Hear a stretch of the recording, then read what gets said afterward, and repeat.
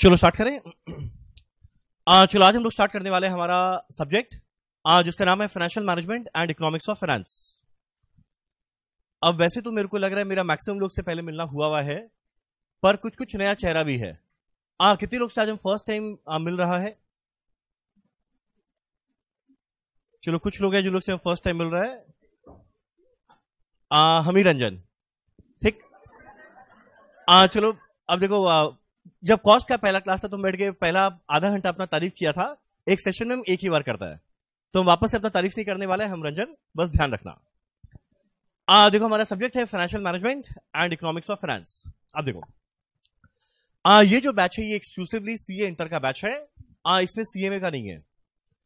अब CA inter के अंदर में जो हमारा एग्जिस्टिंग सिलेबस चल रहा है इसमें फाइनेंशियल मैनेजमेंट है 60 मार्क्स का, और जो हमारा इकोनॉमिक्स ऑफ फाइनेंस है वो है कुल मिलाकर 40 मार्क्स का। क्वेश्चन उठता है फाइनेंशियल मैनेजमेंट में क्या पढ़ना है। फाइनेंशियल मैनेजमेंट में हम लोग को पढ़ना है पैसे को कैसे मैनेज किया जाए।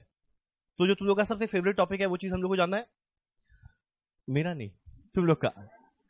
और अगला हमारा जो इकोनॉमिक्स ऑफ फाइनेंस है, इकोनॉमिक्स ऑफ फाइनेंस के अंदर में हम लोग का इकोनॉमिक्स के अंदर में पता है क्या आने वाला है? माइक्रो इकोनॉमिक्स नहीं, मैक्रो इकोनॉमिक्स।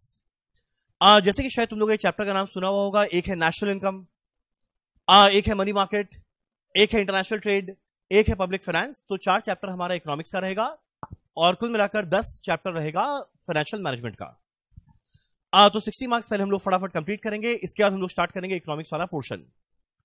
अब ये सब कुछ को स्टार्ट करने के पहले 2 मिनट का बेसिक बैकग्राउंड कि सब्जेक्ट में हम लोग को पढ़ना क्या है, ठीक। अच्छा एक सेकंड, जो लोग से हम फर्स्ट टाइम मिल रहे हैं ना, मैं एक बार बस हम बताया था हम थोड़ा ना स्ट्रिक्ट है।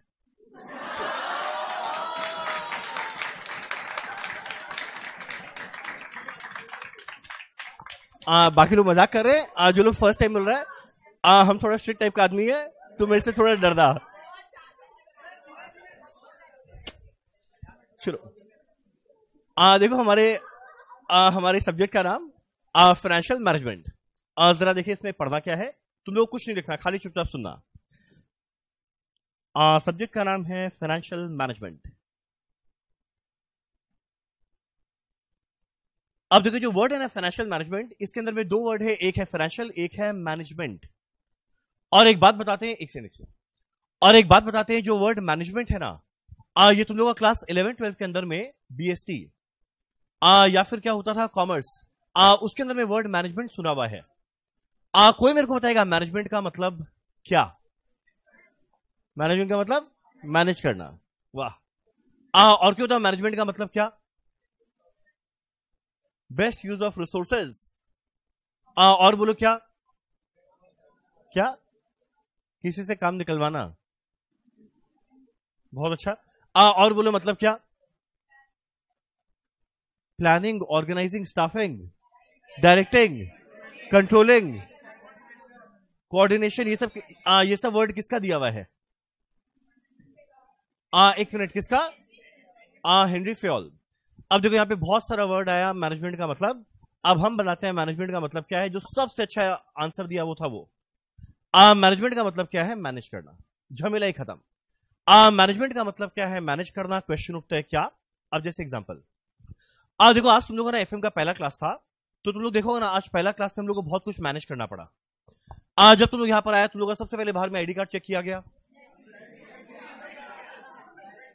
हाँ मतलब कल से चेक होगा। सबसे पहले तुम लोग का बाहर में आईडी कार्ड चेक किया जाएगा। इसके बाद तुम लोग को यहां पर बिठाया गया, बता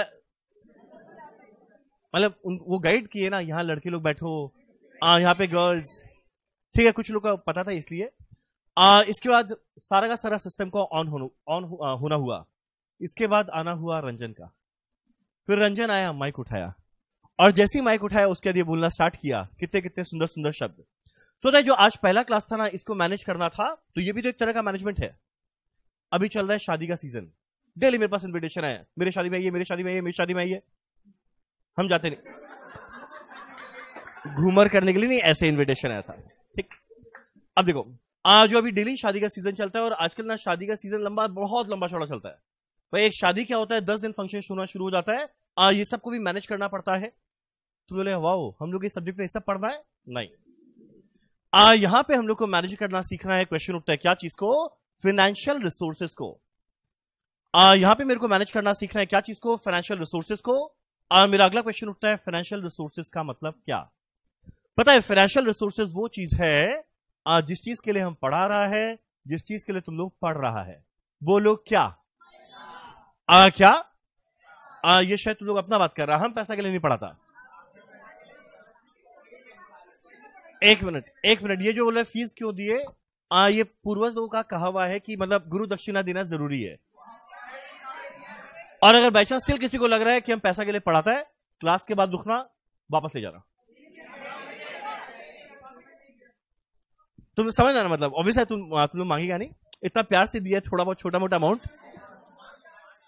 तो देखो मेरा हुआ क्या, फाइनेंशियल मैनेजमेंट में मेरे को क्या पढ़ना है, मैनेज करना सीखना है। क्वेश्चन उठता है क्या चीज को, फाइनेंशियल रिसोर्सेज को। मेरा फाइनेंशियल रिसोर्सेज मतलब क्या है, पैसा। यानी भैया पैसा को मैनेज करना सीख गए तो दुनिया का कितना बड़ा चीज सीख गए। पैसा कमाना आसान है, उतना भी नहीं। पैसा कमाना आसान है, पर एक बार पैसा आ गया उसको ढंग से मैनेज करना और ज्यादा डिफिकल्ट चीज है। भाई पैसा बहुत लोग कमाते हैं, पर क्वेश्चन उठता है क्या वो अपने पास ढंग से मैनेज कर पाता है, बिल्कुल नहीं। एग्जैक्ट वो चीज को मैनेज करना सीखना है इस पर्टिकुलर सब्जेक्ट में। ठीक, अब एक आखिरी बात, मालूम ना मेरे को एक नया बिजनेस स्टार्ट करना है। मालूम क्या चीज का बिजनेस स्टार्ट करें, मोमो बेचने का कुछ तो अच्छा बोलता। मान लो मेरे को एक नया बिजनेस स्टार्ट करना है। अब नया बिजनेस को स्टार्ट करने के लिए मेरे को चाहिए पैसा। ये पूरे सब्जेक्ट में हम लोग जानेंगे क्या। और मान लो मेरे को नया बिजनेस स्टार्ट करने के लिए चाहिए पैसा, तो एक क्वेश्चन उठता है पैसा कहां से लेकर आए। बहुत, अरे हमको ही पता है बैंक से। कहां से लेकर आए वो मेरे को डिसाइड करना है। और एक बार पैसा आ गया, ये पैसा कहां पर लगाए ये मेरे को डिसाइड करना है। यानी शॉर्ट पूरे के पूरे सब्जेक्ट के अंदर में हम लोग दो चीज जानेंगे। एक, पैसा कहां से लेकर आए, पता है इसको अंग्रेजी में बोलते हैं प्रोक्योरमेंट ऑफ फंड। वर्ड सुने बचपन में, प्रोक्योरमेंट ऑफ फंड। और एक बार फंड आ गया, इसके बाद मेरे को इसको ढंग से यूज करना है, इसको क्या बोलते हैं, यूटिलाइजेशन ऑफ फंड। यानी पूरे सब्जेक्ट में हम लोग जानेंगे कि पैसा कहां से लेकर आए और कहां पैसा लगाए। हम चाहेंगे दो सवाल का जवाब आप लोग खुद दे। पता है पैसा वहां से लेना चाहेगा, पता है जहां से भी रुपया लेके आएंगे ना, इसके अगेंस्ट में मेरे को उसको कुछ देना पड़ेगा, इंटरेस्ट देना पड़ेगा। मान लो बैंक से लेकर आए, इंटरेस्ट देना पड़ेगा। तो जब पैसा वहां से लेकर आना चाहेगा, जहां मेरा खर्चा ज्यादा से ज्यादा रहे, कम से कम यानी मिनिमम कॉस्ट। और पता है पैसा वहां लगाना चाहेगा जहां पे मेरा रिटर्न मैक्सिमम आए। तो भैया रिटर्न आ रहा है मैक्सिमम, खर्चा लग रहा है कम से कम, तो जैसी दोनों चीज हम साथ साथ कर दिया, मेरा प्रॉफिट बढ़ जाएगा ना। तो ये कारण है हम लोग फाइनेंशियल मैनेजमेंट पढ़ते हैं। मेरा एक छोटा सा और आखिरी बात, क्या लगता है ये सारा डिसीजन एक कंपनी के अंदर में वहां का टॉप मैनेजमेंट लेता होगा या वहां का क्लर्क लेता होगा? ऐसे नहीं, बोलो ऑब्वियसली टॉप मैनेजमेंट। ये कौन लेना चाहेगा, टॉप मैनेजमेंट। सिंस ये डिसीजन लेगा टॉप मैनेजमेंट, पता है इसीलिए इसको हम लोग क्या बोलते हैं, मैनेजरियल एक्टिविटी। ये यानी ये कार्य, क्या लगता है ये सिक्योरिटी गार्ड का है, क्या लगता है क्लर्क लोग का है? नहीं तुमको तो हम इन जनरल बोला, क्या सिक्योरिटी गार्ड का है? ये काम किसका रहेगा, टॉप मैनेजमेंट का। ये काम किसका रहेगा, बोर्ड ऑफ डायरेक्टर्स का। और बाकी जो अकाउंटेंट लोग हैं या जो क्लर्क लोग हैं वो लोग देखेंगे या हो क्या रहा है। ठीक, तो मेरा इन शॉर्ट फाइनेंशियल मैनेजमेंट क्या है, एक ऐसा मैनेजरियल एक्टिविटी जिसके द्वारा हम लोग क्या करेंगे, फाइनेंशियल रिसोर्सेज को मैनेज करेंगे। नॉर्मल बेसिक बात खत्म। अब एक काम करते हैं हम लोग ना, सीधा पहला चैप्टर स्टार्ट करेंगे। कॉस्ट का पहला दिन बनाना सीखे थे सिगरेट, आज कुछ और सीखेंगे। तो नशेड़ी लोग हैं, वहां सिगरेट सीखे, यहाँ गांजा सीखना है। क्या सीखेंगे वो जानते हैं 2 मिनट बाद। एक काम करते हैं, पहले लिखते हैं 2 शब्द। वाह सर, एक बार जितना बोले एक बार प्लीज रिपीट कर दीजिए, मेरा ऐप जस्ट ऑन हुआ है। आदित्य, ठीक है आदित्य, हम बाद में तुमको अलग से फोन में समझाता है। चलो चलो एक काम करें, पहला लिखते हैं फाइनेंशियल मैनेजमेंट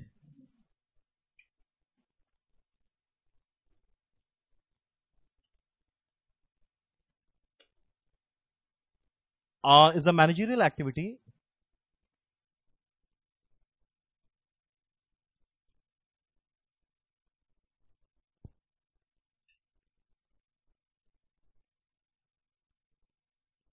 हमारे फेस टू फेस में जितने लोग रहते हैं उसके डबल रहते हैं लाइव ऑनलाइन में। अब क्या लगता है फ्यूचर में धीरे धीरे सब लाइव ऑनलाइन हो जाएगा क्या? चलो, financial management is a managerial activity which deals with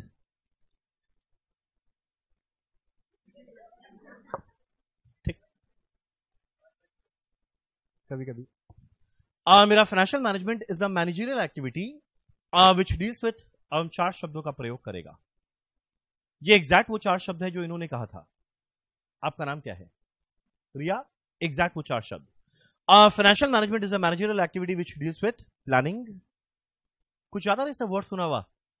class 11 12 BSc commerce, Henry Fayol, याद आ रहा है वो इंसान जो हमारी लाइफ को इतना सुंदर बनाकर गया था? which deals with planning, organizing, which deals with planning, organizing, directing and controlling। नहीं, यहां पे खाली 4।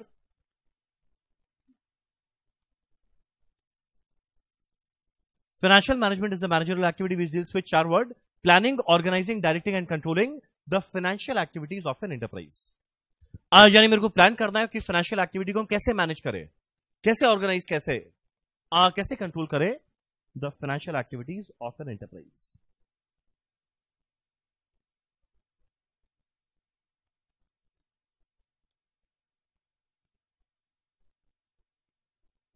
ठीक। मेरा अगला क्वेश्चन उठता है, फाइनेंशियल एक्टिविटी में आता क्या है? 2 चीज। तुम लोग बताएगा फाइनेंशियल एक्टिविटी में 2 चीज क्या था? एक डिसीजन लेना है पैसा कहां से, प्रोक्योरमेंट ऑफ फंड, और मेरा अगला क्या था? Utilisation of fund. यानी मेरा फाइनेंशियल एक्टिविटी में आएगा 2 चीज, एक पैसा कहां से लाए, अगला पैसा कहां लगाए। तो अगला लिखते हैं, financial activities primarily include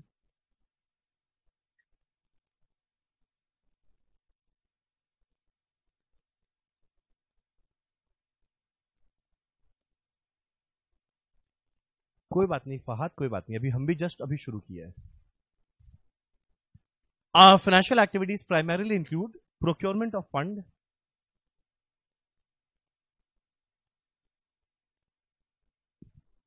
procurement of fund यानी पैसा कहां से लेकर आए, and effective utilization of fund कि पैसा वहां लगाओ जहां पे ढंग से इफेक्टिवली हम लगा पाए, and effective utilization of fund।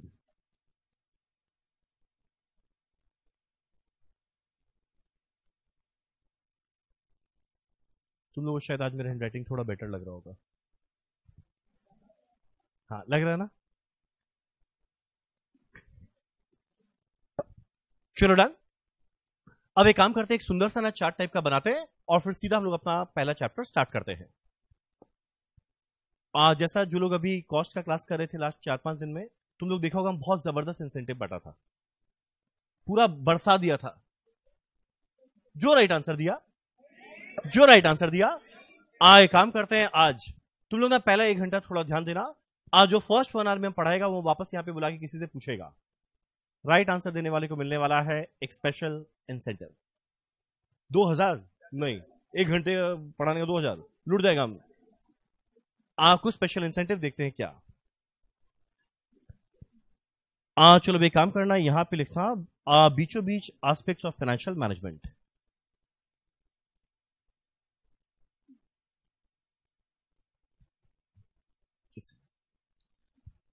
बीचों बीच लिखना एस्पेक्ट्स ऑफ फाइनेंशियल मैनेजमेंट, कुल मिलाकर है 2।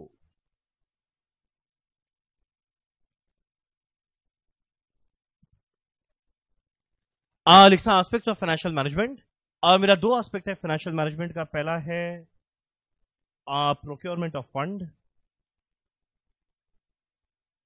मेरा अगला है यूटिलाइजेशन ऑफ फंड।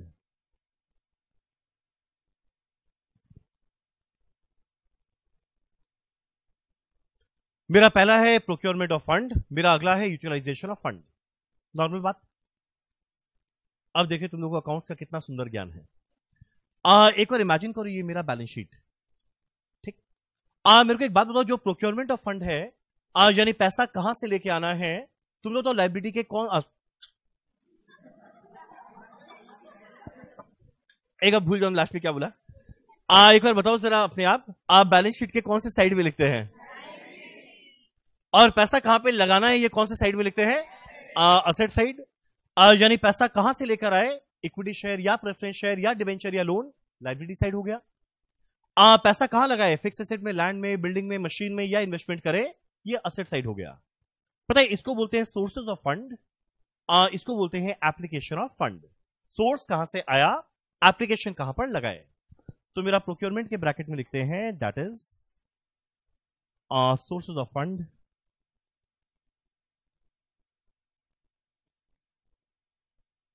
मेरा यूटिलाइजेशन के ब्रैकेट में लिखते हैं that is application of fund.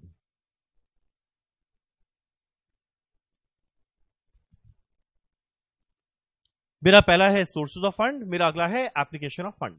ठीक, अब तुम लोग मेरे को आंसर देना। पता है ये साइड हो गया मेरा लाइबिलिटी साइड, ये साइड हो गया मेरा असेट साइड। लाइबिलिटी साइड को बांट सकते हैं दो पार्ट में, एक लॉन्ग टर्म, एक रहेगा शॉर्ट टर्म। आज जो मेरा असेट साइड है इसको भी बांट सकते हैं दो पार्ट में, एक रहेगा लॉन्ग टर्म, एक रहेगा शॉर्ट टर्म।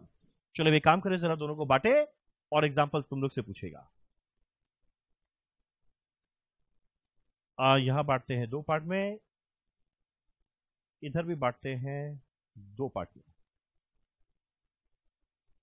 ये मेरा लॉन्ग टर्म, शॉर्ट टर्म, यहां रहेगा लॉन्ग टर्म और यहां रहेगा शॉर्ट टर्म।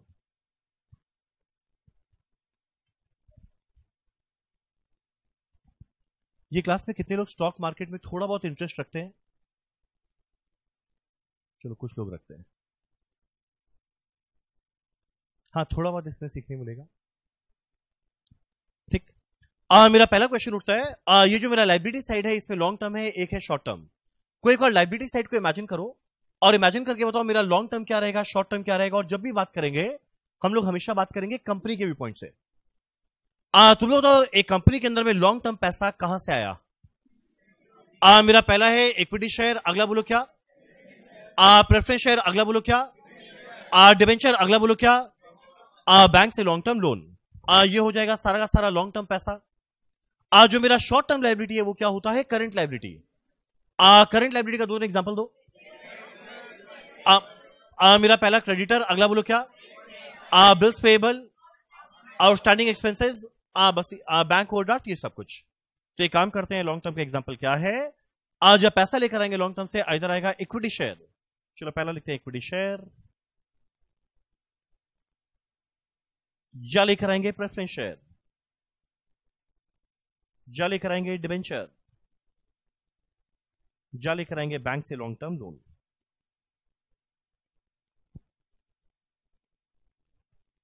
ठीक, ठीक है ना? ठीक है ना? अरे बोलो। ये है मेरा लॉन्ग टर्म लाइबिलिटी। मेरा अगला क्वेश्चन उठता है शॉर्ट टर्म लाइबिलिटी क्या होता है? Current liability. जस्ट 2 मिनट पहले तुम लोग एग्जांपल दिया था। मेरा पहला है क्रेडिटर, मेरा अगला है बिल्स पेएबल, मेरा अगला है आउटस्टैंडिंग एक्सपेंसेस। बस ये 2-3 एग्जांपल बहुत है। चलो डन। अब देखो एक और मेरा पैसा आ गया लॉन्ग टर्म या शॉर्ट टर्म से। अब ये पैसा आने के बाद मेरे को कहीं लगाना है। जब लगाएंगे वो इधर लगाएंगे लॉन्ग टर्म असेट में या लगाएंगे शॉर्ट टर्म में। एक सेकेंड, कोई मेरे को बताएगा लॉन्ग टर्म असेट का एग्जांपल? लैंड हो गया, बिल्डिंग हो गया, मशीन हो गया, यानी इन शॉर्ट बोले फिक्स एसेट। अगला बताओ मेरा और लॉन्ग टर्म का एग्जांपल क्या? मेरा क्या रहेगा? Long term investment. तुम लोग का पढ़ा हुआ AS 13 जहां पे रहता था करंट इन्वेस्टमेंट और लॉन्ग टर्म इन्वेस्टमेंट। तो ये हो गया मेरा लॉन्ग टर्म। मेरा क्वेश्चन उठता है शॉर्ट टर्म असेट क्या होता है? Current asset. कोई मेरे को 3-4 एग्जांपल दो करंट असेट का, क्या आएगा? डेटर हो गया, BR हो गया, इन्वेंट्री हो गया, कैश एंड बैंक हो गया, या प्रीपेड हो गया, ये सब। तो एक काम करते हैं, लॉन्ग टर्म में एग्जांपल क्या है? सबसे पहला है हमारा फिक्स एसेट। मेरा अगला क्या है? Long term investment.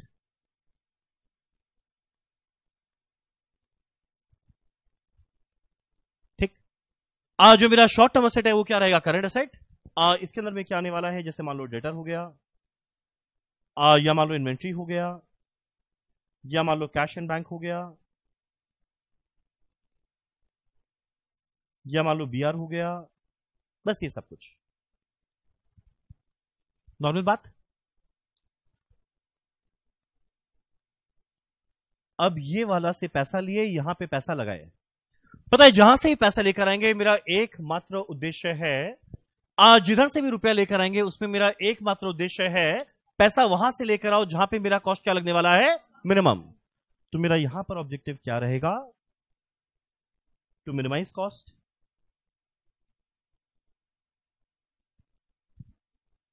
पैसा वहां से लेकर आए जहां पे मेरा उद्देश्य क्या रहेगा, अपने कॉस्ट को कम से कम करना, और पैसा वहां लगाएंगे जहां मेरा उद्देश्य क्या रहेगा, रिटर्न को मैक्सिमाइज करना। तो इधर में ऑब्जेक्टिव क्या रहेगा, टू मैक्सिमाइज रिटर्न।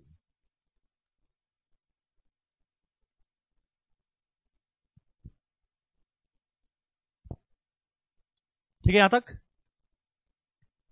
आज यानी सोचो जो हमारा टॉप मैनेजमेंट है कितना मेहनत करता है, वो ये डिसाइड करता है कहां से रुपया लाए ताकि खर्चा कम लगे, वो ये डिसाइड करता है कहां रुपया लगाए ताकि रिटर्न मैक्सिमम आए। अब जैसे ये दोनों ऑब्जेक्टिव एक साथ पूरा करेगा, जैसे ये दोनों ऑब्जेक्टिव एक साथ पूरा करेगा, ऑटोमेटिकली इसका प्रॉफिट क्या हो जाएगा, मैक्सिमम। तो जैसे ही दोनों को जोड़ेंगे क्या आएगा, प्रॉफिट मैक्सिमाइजेशन।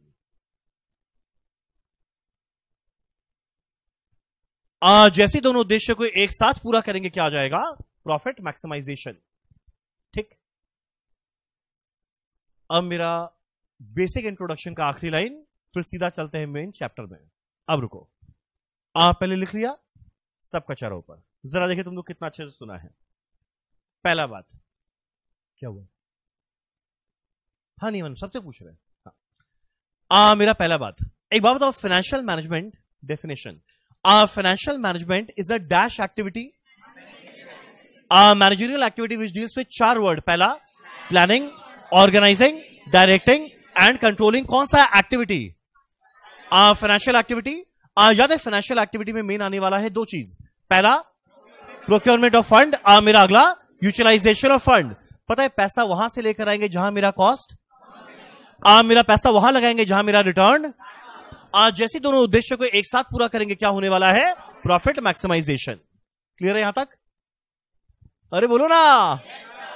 पर क्वेश्चन उठता है क्या एफएम को पढ़ने का मेन ऑब्जेक्टिव प्रॉफिट मैक्सिमाइजेशन है, बिल्कुल नहीं। फाइनेंशियल मैनेजमेंट को पढ़ने का सबसे इंपॉर्टेंट, प्राइमरी, सोल, अनडिस्प्यूटेड सबसे इंपॉर्टेंट ऑब्जेक्टिव प्रॉफिट मैक्सिमाइजेशन करना नहीं है, इसका सबसे बड़ा उद्देश्य है वेल्थ मैक्सिमाइजेशन। मेरा अगला क्वेश्चन उठता है, वेल्थ का मतलब क्या। वेल्थ का मतलब यह हुआ, अब सुनो, इकोनॉमिक्स आता है, माइक्रो इकोनॉमिक्स, डिमांड सप्लाई आता है थोड़ा। ये क्या पी रहा है, ये हमको ग्लूकॉन डी पक्का, हमको बियर जैसा कलर दिखा। बोला क्लास में कौन पीता है। सुनो, अब सुनो, मान लो अब 2 मिनट के लिए ना थोड़ा इकोनॉमिक्स का ज्ञान लगाना। मान लो एक बार के लिए इमेजिन करो मेरे कंपनी का नाम है RIL, रंजन इंडस्ट्रीज लिमिटेड। जरूरी नहीं हर चीज रिलायंस हो। मेरे कंपनी का नाम है रंजन इंडस्ट्रीज लिमिटेड, और मान लो तुम लोग सब पता है कौन है मेरे कंपनी का शेयर होल्डर। जब तुम लोग मेरे कंपनी के अंदर में पैसा इन्वेस्ट किया था, इस सोच में किया था, इस चाहत के साथ किया था कि भाई पहला साल के एंड में ना डिविडेंड तुम लोग को चाहिए 5 रुपया पर शेयर। एग्जाम्पल है 5 रुपया पर शेयर। ठीक, अब थोड़ा बुद्धि लगाओ, और मान लो मेरा पहला साल में हम जबरदस्त प्रॉफिट कमाया, मान लो पहला साल में जबरदस्त प्रॉफिट कमाया, तो क्या लगता है डिविडेंड छोटा मोटा देगा या अच्छा देगा। जनरली हम अच्छा देना चाहेगा जब हम अच्छा खासा प्रॉफिट कमाया। तुम लोग का चाहत था 5 रुपया पाना, तुम लोग का चाहत था 5 रुपया पाना, पर हम इतना जबरदस्त प्रॉफिट कमाया कि हम डिविडेंड 5 नहीं, पता है कितना दिया, सीधा दिए हैं, तुम लोग से पूछना ही बेकार है। मान लो तुम लोग का चाहत था 5 रुपया डिविडेंड पाना, पर भाई हम इतना जबरदस्त तरीका से बिजनेस चलाया है, इतना मस्त वाला प्रॉफिट कमाया है कि तुम लोग को हम डिविडेंड 5 की जगह पता है क्या दे दिया, 7 रुपया। भाई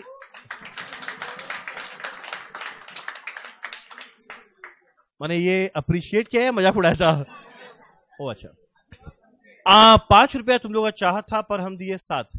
और हम एक बात बताता है, जब भी किसी का जो चाहत होता है अगर हम उसको पूरा करें, फाइनेंशियल मैनेजमेंट का बात चल रहा है। जब भी किसी को चाहत होता है, अगर हम बाई चांस उसके चाहत को पूरा करें तो पता है वो बड़ा खुश होगा। जैसे इसका चाहत था 5 रुपया पाना, पर इसको 5 नहीं 7 रुपया दिया, तो जैसे इसको 7 रुपया मिलेगा ये जाएगा बाजार में। ये जाएगा बाजार में और बाजार में जाके हल्ला करेगा।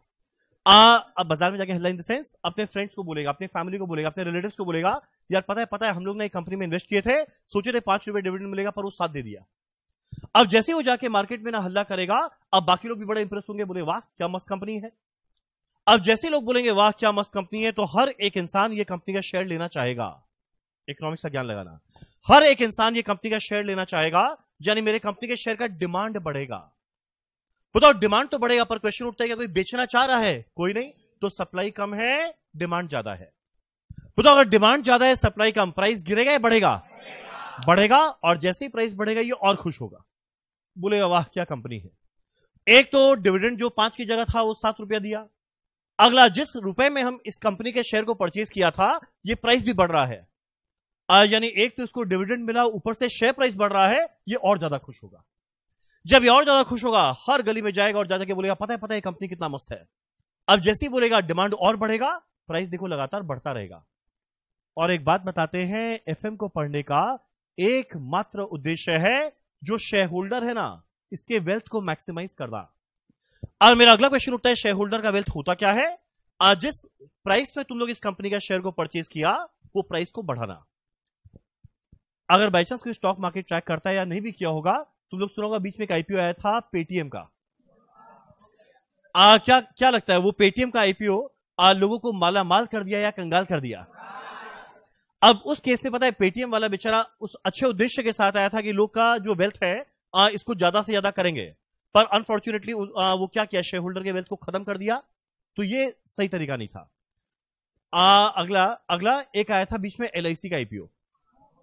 आई थिंक इंडिया के अंदर में हर एक इंसान उसमें अप्लाई कर दिया होगा, हम भी किए थे और इस उम्मीद में किए थे कि हम तो इस नहीं मतलब वो हो जाएंगे, पर जिस दिन अलॉटमेंट हुआ, जिस दिन लिस्टिंग हुआ, शेयर प्राइस गिर गया। यानी शॉर्ट मेरा बोलने का मतलब क्या है, एफएम के अंदर में हमारा फाइनेंस मैनेजर या फाइनेंस डायरेक्टर हर वैसा कदम उठाएगा जिसके द्वारा एक कंपनी का शेयर प्राइस मैक्सिमम हो। तुम लोग नाम सुना है विजय माल्या? वो किसका वो है? किंगफिशर। तुम लोग सुना होगा उसका शेयर प्राइस भयंकर गिरा था। बीच में एक स्कैम शायद तुम लोग नहीं सुना होगा, तुम लोग के बॉन्ड होने के पहले हुआ था क्या? सत्यम स्कैम तुम लोग के जन्मने के पहले हो गया था क्या? तुम लोग 2008 में बॉन्ड हो गया था? ओ अच्छा, हाँ नहीं सॉरी, नहीं हो गया था नहीं हो गया, जस्ट हुआ ही होगा। उस समय हुआ था सत्यम स्कैम और वो हुआ था पीडब्ल्यूसी में। ऑडिटर था पीडब्ल्यूसी और हम उस समय पीडब्ल्यूसी में थे, हम नहीं किए थे, मतलब हमको आइडिया वो क्या हुआ था। यानी पता है उस केस में देखो शेयर प्राइस भयंकर गिरा, तो जैसे ही शेयर प्राइस भयंकर गिरा था वो मेरा शेयर होल्डर के वेल्थ को बढ़ाया नहीं, खत्म कर दिया। यानी पता है शेयर होल्डर के वेल्थ को बढ़ाने का बहुत तरीका है, जिसमें वन ऑफ द मीन्स है अच्छा प्रॉफिट कमाना। जैसे अच्छा प्रॉफिट कमाएगा ये अच्छा डिविडेंड बांटेगा, और भाई जैसे अच्छा डिविडेंड बांटेगा तुम्हारा एक्सपेक्टेशन पूरा हुआ ना, वो पार हुआ ना, और अगर पार हुआ तो अपने गांव में जाएगी, जाके ढिंडोरा पीटेगी, और जैसे ही गांव में जाके ढिंडोरा पीटेगी हर एक जन मेरे कंपनी का शेयर लेना चाहेगा, शेयर प्राइस बढ़ेगा, तो देखो इस वजह से शेयर जो शेयर होल्डर है इसका वेल्थ मैक्सिमाइज होगा। तो अगर बाई चांस तुम लोग कभी बड़ा हो और कोई तुम लोग से पूछे कि बताओ फाइनेंशियल मैनेजमेंट को पढ़ने का प्राइमरी ऑब्जेक्टिव क्या है, तो भूल से भी मत बोलना प्रॉफिट मैक्सिमाइजेशन। मेरा फाइनेंशियल मैनेजमेंट को पढ़ने का प्राइमरी ऑब्जेक्टिव क्या होता है? शेयर होल्डर का वेल्थ को मैक्सिमाइज करना। ठीक, ये होता कैसे, ये हम लोग जरूर जानेंगे धीरे धीरे। बीच में हम सत्यम स्कैम के बारे में आपको शॉर्ट में बताएंगे, तब और बेटर समझ में आएगा कि इसमें हुआ क्या था। तुम लोग ये सब जानने में इंटरेस्ट है? स्कैम और क्या हुआ, कैसे हुआ, पता था? चलो एक काम करें, बस एक आखिरी लाइन यहां पर नीचे लिखते हैं, आखिरी लाइन यहां पर लिखते हैं। ये क्या हो गया? जैसे ही प्रॉफिट मैक्सिमाइज होगा मेरा अल्टीमेट ऑब्जेक्टिव पूरा होगा। मेरा अल्टीमेट ऑब्जेक्टिव क्या है? शेयर होल्डर का वेल्थ मैक्सिमाइजेशन। चलो यहां लिखते हैं प्राइमरी ऑब्जेक्टिव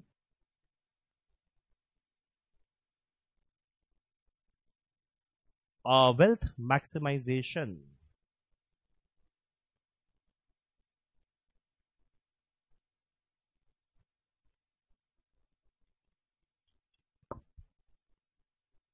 ठीक है यहां तक? तो ये था हमारा बेसिक ज्ञान। स्टार्ट करते हैं हमारा आज का पहला चैप्टर। ये जो चैप्टर है, जिस दिन से एफएम बना था उस दिन से लेके पिछले टर्म तक हर टर्म में एग्जाम में आया है और आएगा। और यकीन मानो ये दुनिया का सबसे इजी चैप्टर है। जरा एक काम करना, पहला चैप्टर का नाम लिखना लेवरेज। ये शायद ना कोई एक बोर्ड में था 11-12 में था ना लेवरेज। कौन से बोर्ड में था? बंगाल बोर्ड में था ना? और भी शायद कोई बोर्ड में था। बिहार बोर्ड में था क्या? आईएससी सीबीएसई में सब नहीं है क्या? वो लोग इससे ऊपर उठ चुका है। चलो एक काम करना, जरा पहला लिखा चैप्टर का नाम है लेवरेज। सबसे पहले इसमें पढ़ना क्या है? Topics to be covered. सबसे पहले इसमें पढ़ना क्या है? Topics to be covered.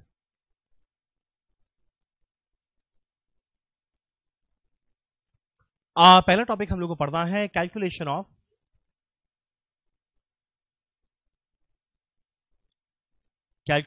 Doll,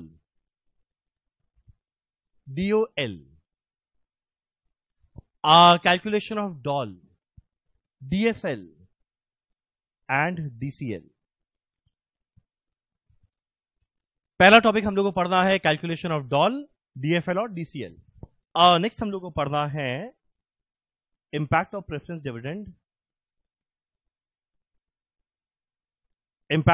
dividend, on leverage.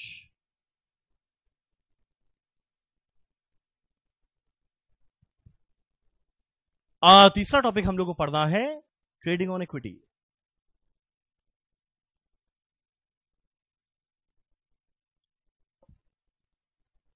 पहला पढ़ना है calculation of DOL, DFL, DCL। अगला है impact of preference dividend on leverage और तीसरा है trading on equity. Trading on equity शायद सुना हुआ है ना, BST में है। चलो ये चैप्टर गया भाड़ में। अब एक काम करते हैं, एक नॉर्मल ना तुम लोगों को 5 मिनट की एक चीज सुनाते हैं, एक स्टोरी टाइप का। वो सुनते चलना, पता ही नहीं चलेगा चैप्टर खत्म हो जाएगा। अब सुनो, अब एक काम करते हैं, एग्जांपल लेकर चलते हैं। मेरा favourite company not IDC, FM में मेरा फेवरेट कंपनी है RIL। RIL जिसने कहा Ranjan, thank you so much, Ranjan industries limited. अच्छा ठीक है, अब सुनो। जैसे कॉस्ट के अंदर में हम लोग लेके चले थे सिगरेट बनाना। तुम लोग बताओ, ढंग से बताना, FM में क्या बनाना सीखना है? पेट्रोल।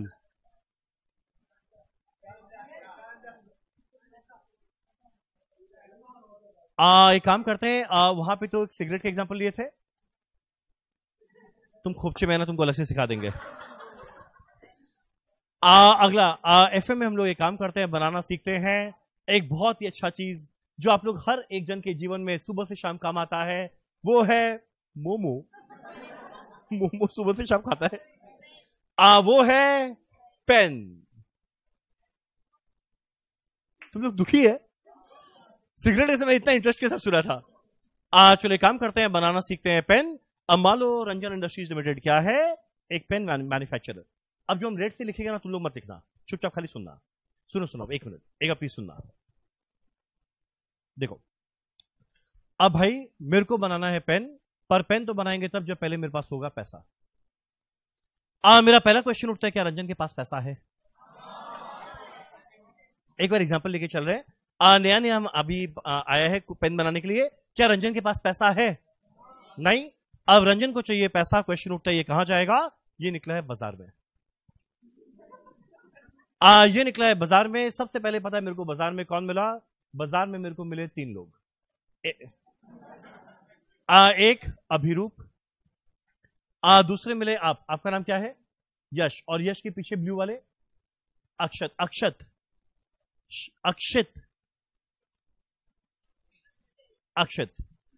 एक मिला हम लोग को अभिरूप, एक मिला यश, एक मिला अक्षत। एक बार ना पहले मैं इन दोनों को पकड़ के लेके आया, नहीं तीसरे को एक बार बाद में लेके आएंगे। पहला मेरा ये अभिरूप और यश। हम गए अभिरूप और यश के पास। एक बार सुनना, अच्छे सुनना। हम गए अभिरूप और यश के पास। हम वाला सुनो, अभिरूप और यश मेरे को ना एक नया बिजनेस शुरू करना है पेन बनाने का, उसके लिए चाहिए मुझे पैसा, क्या दोगे? ये लोग पूछा है बताइए कितना रुपया लगेगा। हम बोला देखो मेरे को 10 लाख रुपया चाहिए। अब अभिरूप बोलता है मांगे भी तो 10 लाख, आपके लिए 10 करोड़ हाजिर था। हम बोला नहीं मेरे को खाली 10 लाख रुपया चाहिए, क्या दोगे? बोला जरूर देंगे। पर अब ये तुरंत अगला दिन बोलता है पैसा तो देंगे, पहले ये बताइए उसके बदले आप हर साल क्या देंगे? पापी दुनिया, अभी तक पैसा दिया नहीं, बोलता आप क्या देंगे? हम बोला सुनो ना, अब सिंस मेरा कंपनी है तो हम आइदर पैसा लेगा आइदर इक्विटी शेयर के द्वारा या डिबेंचर के द्वारा। आइदर हम लेगा इक्विटी शेयर के द्वारा या डिबेंचर के द्वारा। अब तुम लोग किस मोड में पैसा देना चाहेगा उस पर डिपेंड करेगा कि तुम लोग हम हर साल क्या देगा। अब पता है ये जो हमारा अभिरूप है ना, इसको ना थोड़ा वैसा है, वो समझा, समझ में कैसा है, थोड़ा उस टाइप का ही है, ठीक। रिस्क लेना इसको पसंद है। ये बोला कि देखिए इक्विटी इक्विटी ना अच्छा साउंड कर रहा है, पहले बताइए इक्विटी शेयर क्या। हम बोला पहले बता भाई तुम मेरे को कितना रुपया देगा। बोला हम आपको देंगे 6 लाख रुपया। ये बोला कि बताइए मेरे को आप इसके अगेंस्ट हर साल क्या देंगे। पहले मेरे को बोला बताइए इक्विटी शेयर का मतलब क्या। ऑल्दो शायद क्लास में बैठे तुम लोग इक्विटी शेयर का मतलब पता होगा, स्टिल हम एक दो लाइन बोलेगा जो मेरे लिए यहां पे रेलेवेंट है। हम बोला सुनो, अगर तुम इक्विटी शेयर के द्वारा पैसा दिए तो तुम कंपनी के एक तरह के ओनर हो गए। हर एक लाइन सुनना, अगर कोई इक्विटी शेयर के द्वारा पैसा दिया वो इफेक्टिवली इस कंपनी का एक तरह का ओनर हो गया।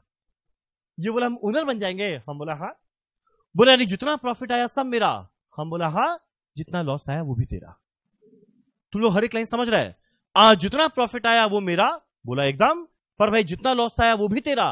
कारण क्या है, ये कंपनी का ओनर बन गया। तो ये बोला हाँ चलिए ठीक है, मेरे को रिस्क लेना पसंद है, हम बनेंगे ओनर, हम आपको देते हैं 6 लाख। अब अगर ये मेरे को दे रहा है 6 लाख रुपया, तो बताइए इसके अगेंस्ट में उसको क्या देने वाला है, 60,000 equity shares at the rate ₹10 each. Clear है यहां तक? अरे बोलो ना, ठीक। अब अगला बारी आया यश का। यश बोला बताइए दूसरा तरीका क्या है पैसा देने का। हम बोला डिबेंचर। बोला डिबेंचर एक तरह का क्या है। हम बोला अगर तुम मेरे को डिबेंचर के द्वारा पैसा देता है तो ये एक तरह का लोन है। डिबेंचर के द्वारा अगर ये पैसा दिया ये एक तरह का लोन है। और तुम लोग बताओ अगर ये मेरे को 4 लाख रुपया देता है डिबेंचर के द्वारा जो एक तरह का लोन है, तो हम इसको हर साल क्या देगा। लोन के अगेंस्ट में क्या दिया जाता है, इंटरेस्ट। ये मेरे से पूछा इंटरेस्ट रेट क्या, हम बोला 10%। अब अगला 2 क्वेश्चन ये मेरे से पूछ रहा है, पर इसका जवाब मेरे बिहाफ में तुम लोग देगा। इसको देखो, उसको जवाब दो। ये मेरे से पूछा मान लीजिए कोई साल में जबरदस्त वाला प्रॉफिट हो जाए। कोई साल में जबरदस्त वाला प्रॉफिट हो जाए, क्या मेरे को 10% से ज्यादा मिलेगा? नहीं मिलेगा। बोला अगर मान लीजिए कोई साल में लॉस हो गया तो 10% तो मिलेगा। मिलेगा नहीं मिलेगा? भले ही प्रॉफिट हो या लॉस हो, इसका अगर फिक्स किया हुआ है 10%, इसको क्या मिलने वाला है, 10%। यानी बोलता है यानी मेरा एक तरह का कोई रिस्क नहीं है। हम बोला आपका कोई रिस्क नहीं है। हर एक लाइन समझना, हर एक शब्द में। तुम कौन है?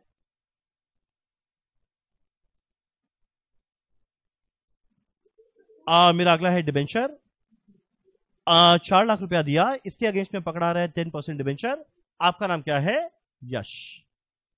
भाई 6 लाख मिल गया अभिरूप से, 4 लाख मिल गया हमारे यश से, 10 लाख रुपया आ गया। और एक और रंजन को पैसा मिल जाए,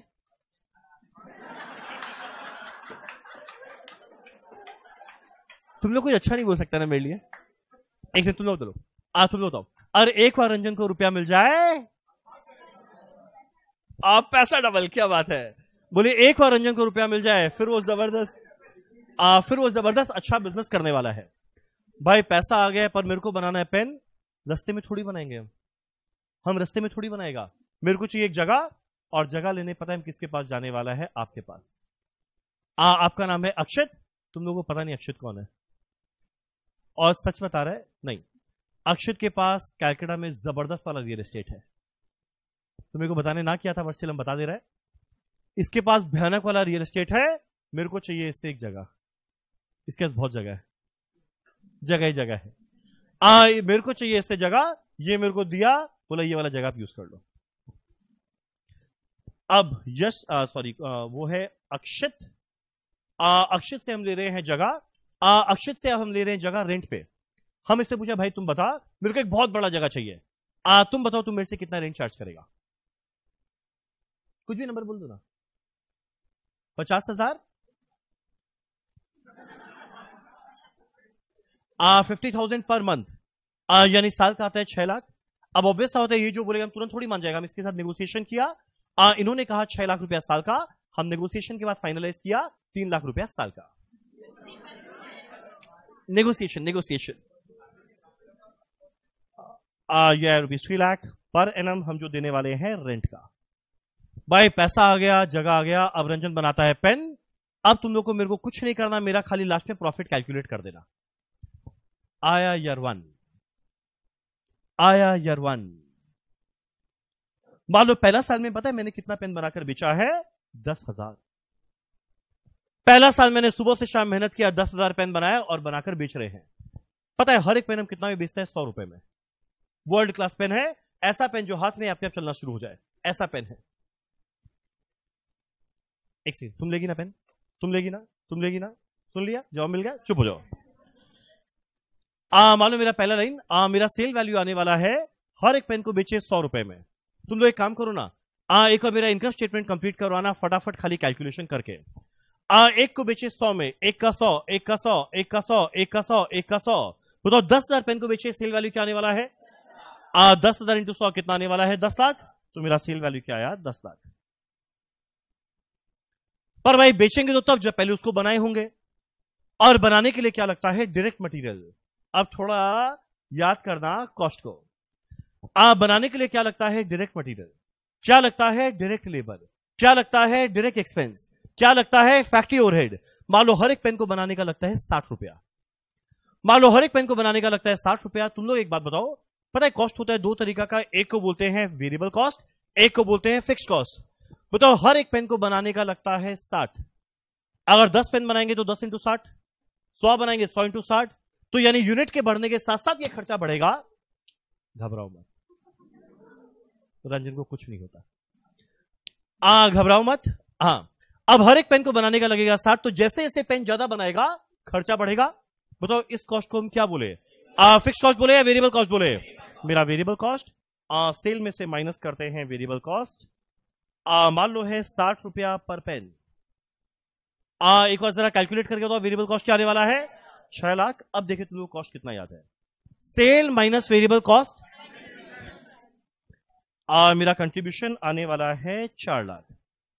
अब कोई मेरे को देगा कंट्रीब्यूशन में हम लोग क्या माइनस करते हैं?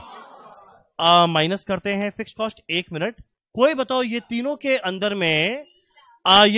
में मेरा फिक्स कॉस्ट कौन सा है? जो अक्षित का रेंट है ये मेरा फिक्स कॉस्ट है। हाँ आते पहले एक बार ये वाला तो फिक्स कॉस्ट है। मेरा रेंट क्या है? Fix cost. एक पेन बनाए या ना बनाए, 1000 बनाए या 10 लाख बनाए, मेरा रेंट लगने वाला है 3 लाख। माइनस किए हैं फिक्स कॉस्ट 3 लाख। अब देखो क्या बचा? 1 लाख। पता है इसको हम लोग क्या बोलते हैं? एक वर्ड जो होता है EBIT। 1 मिनट, वापस बोलो। कैसे पता? रंजन ने बताया है। रंजन पहले ही सब कुछ बता दिया, तो वापस से फीस किस चीज का लिया है? मेरा EBIT आया है 1 लाख। एक सेकंड, EBIT क्या था? Earning before interest and tax. अब देखो जैसे EBIT आया तुरंत दौड़ के आया अभिरूप मेरे पास, बोलते ये पैसा मेरा हो गया क्या? हमला रुक। ये है earning before interest and tax. तुम लोग बताओ earning before interest and tax से पहले क्या माइनस करें? इंटरेस्ट माइनस करेंगे। अब माइनस करना है इंटरेस्ट। कोई मेरे को बताएगा इसको तो पैसा दे दिए, इंटरेस्ट इन दोनों में किसको मिलने वाला है? अभिरूप को या यश को? यश को। कोई बताओ इंटरेस्ट का अमाउंट कितना? मेरा 4 लाख रुपए का लोन था। 4 लाख रुपए का लोन था। इस पे इंटरेस्ट रेट है 10%। 4 लाख का 10% कितना आने वाला है? 40,000। माइनस करते हैं इंटरेस्ट 40,000। आप कोई गेस करो इसका नाम क्या? ये आने वाला है EBIT में से आई गया। ये क्या आने वाला है? EBT। ये आएगा 60,000। EBT earning before tax. अब वापस आएगा अभिरूप, बोले 60,000 मेरा नहीं। भाई दुनिया में जो करना है करो, पर लास्ट डे जरूर एक इंसान आएंगे, उनका नाम है मोदी जी। और मोदी जी का ना बड़ा अच्छा स्टाइल है टैक्स लेने का। तुम्हारी फ्रेंड है निर्मला, रिस्पेक्ट के साथ बोलो। लास्ट में आएंगे मोदी जी और आके तुम लोग से पूछेंगे उनका स्टाइल बड़ा मस्त है। भाइयों बहनों, मेरे प्यारे दोस्तों, मित्रों, बाद में बोलेंगे बताओ देश का भला होना चाहिए या नहीं, सब बोलेंगे हाँ होना चाहिए, ला टैक्स दे, और तुरंत वो टैक्स देकर चले जाएंगे। अब एक बार के लिए, अच्छा नहीं बोलना चाहिए था, नहीं वैसे मोदी जी ग्रेट है, मतलब huge respect, huge fan Modi ji, huge fan, big fan Modi ji. और दीदी बहुत अच्छी है, दीदी का कोई मुकाबला थोड़ी है। देखो तुम लोग ऐसे में उलझाओ मत मेरे को। चलो ईबीटी से माइनस करते हैं टैक्स। मान लो एक बार के लिए इमेजिन करो इंडिया के अंदर में टैक्स रेट चल रहा है 50%। एग्जांपल दे रहे हैं ताकि कैलकुलेशन आसानी से हुए। एग्जांपल में 50% अच्छा लगता है। मान लो टैक्स लगता है 50%, तो देखो प्रॉफिट कमाए थे 60,000, इसका 50% टैक्स दिए, एक बार कैलकुलेट करो कितना आएगा, 30,000। अब पता है जो 30,000 बचा इसको क्या बोलते हैं, ईएटी, अर्निंग्स आफ्टर टैक्स।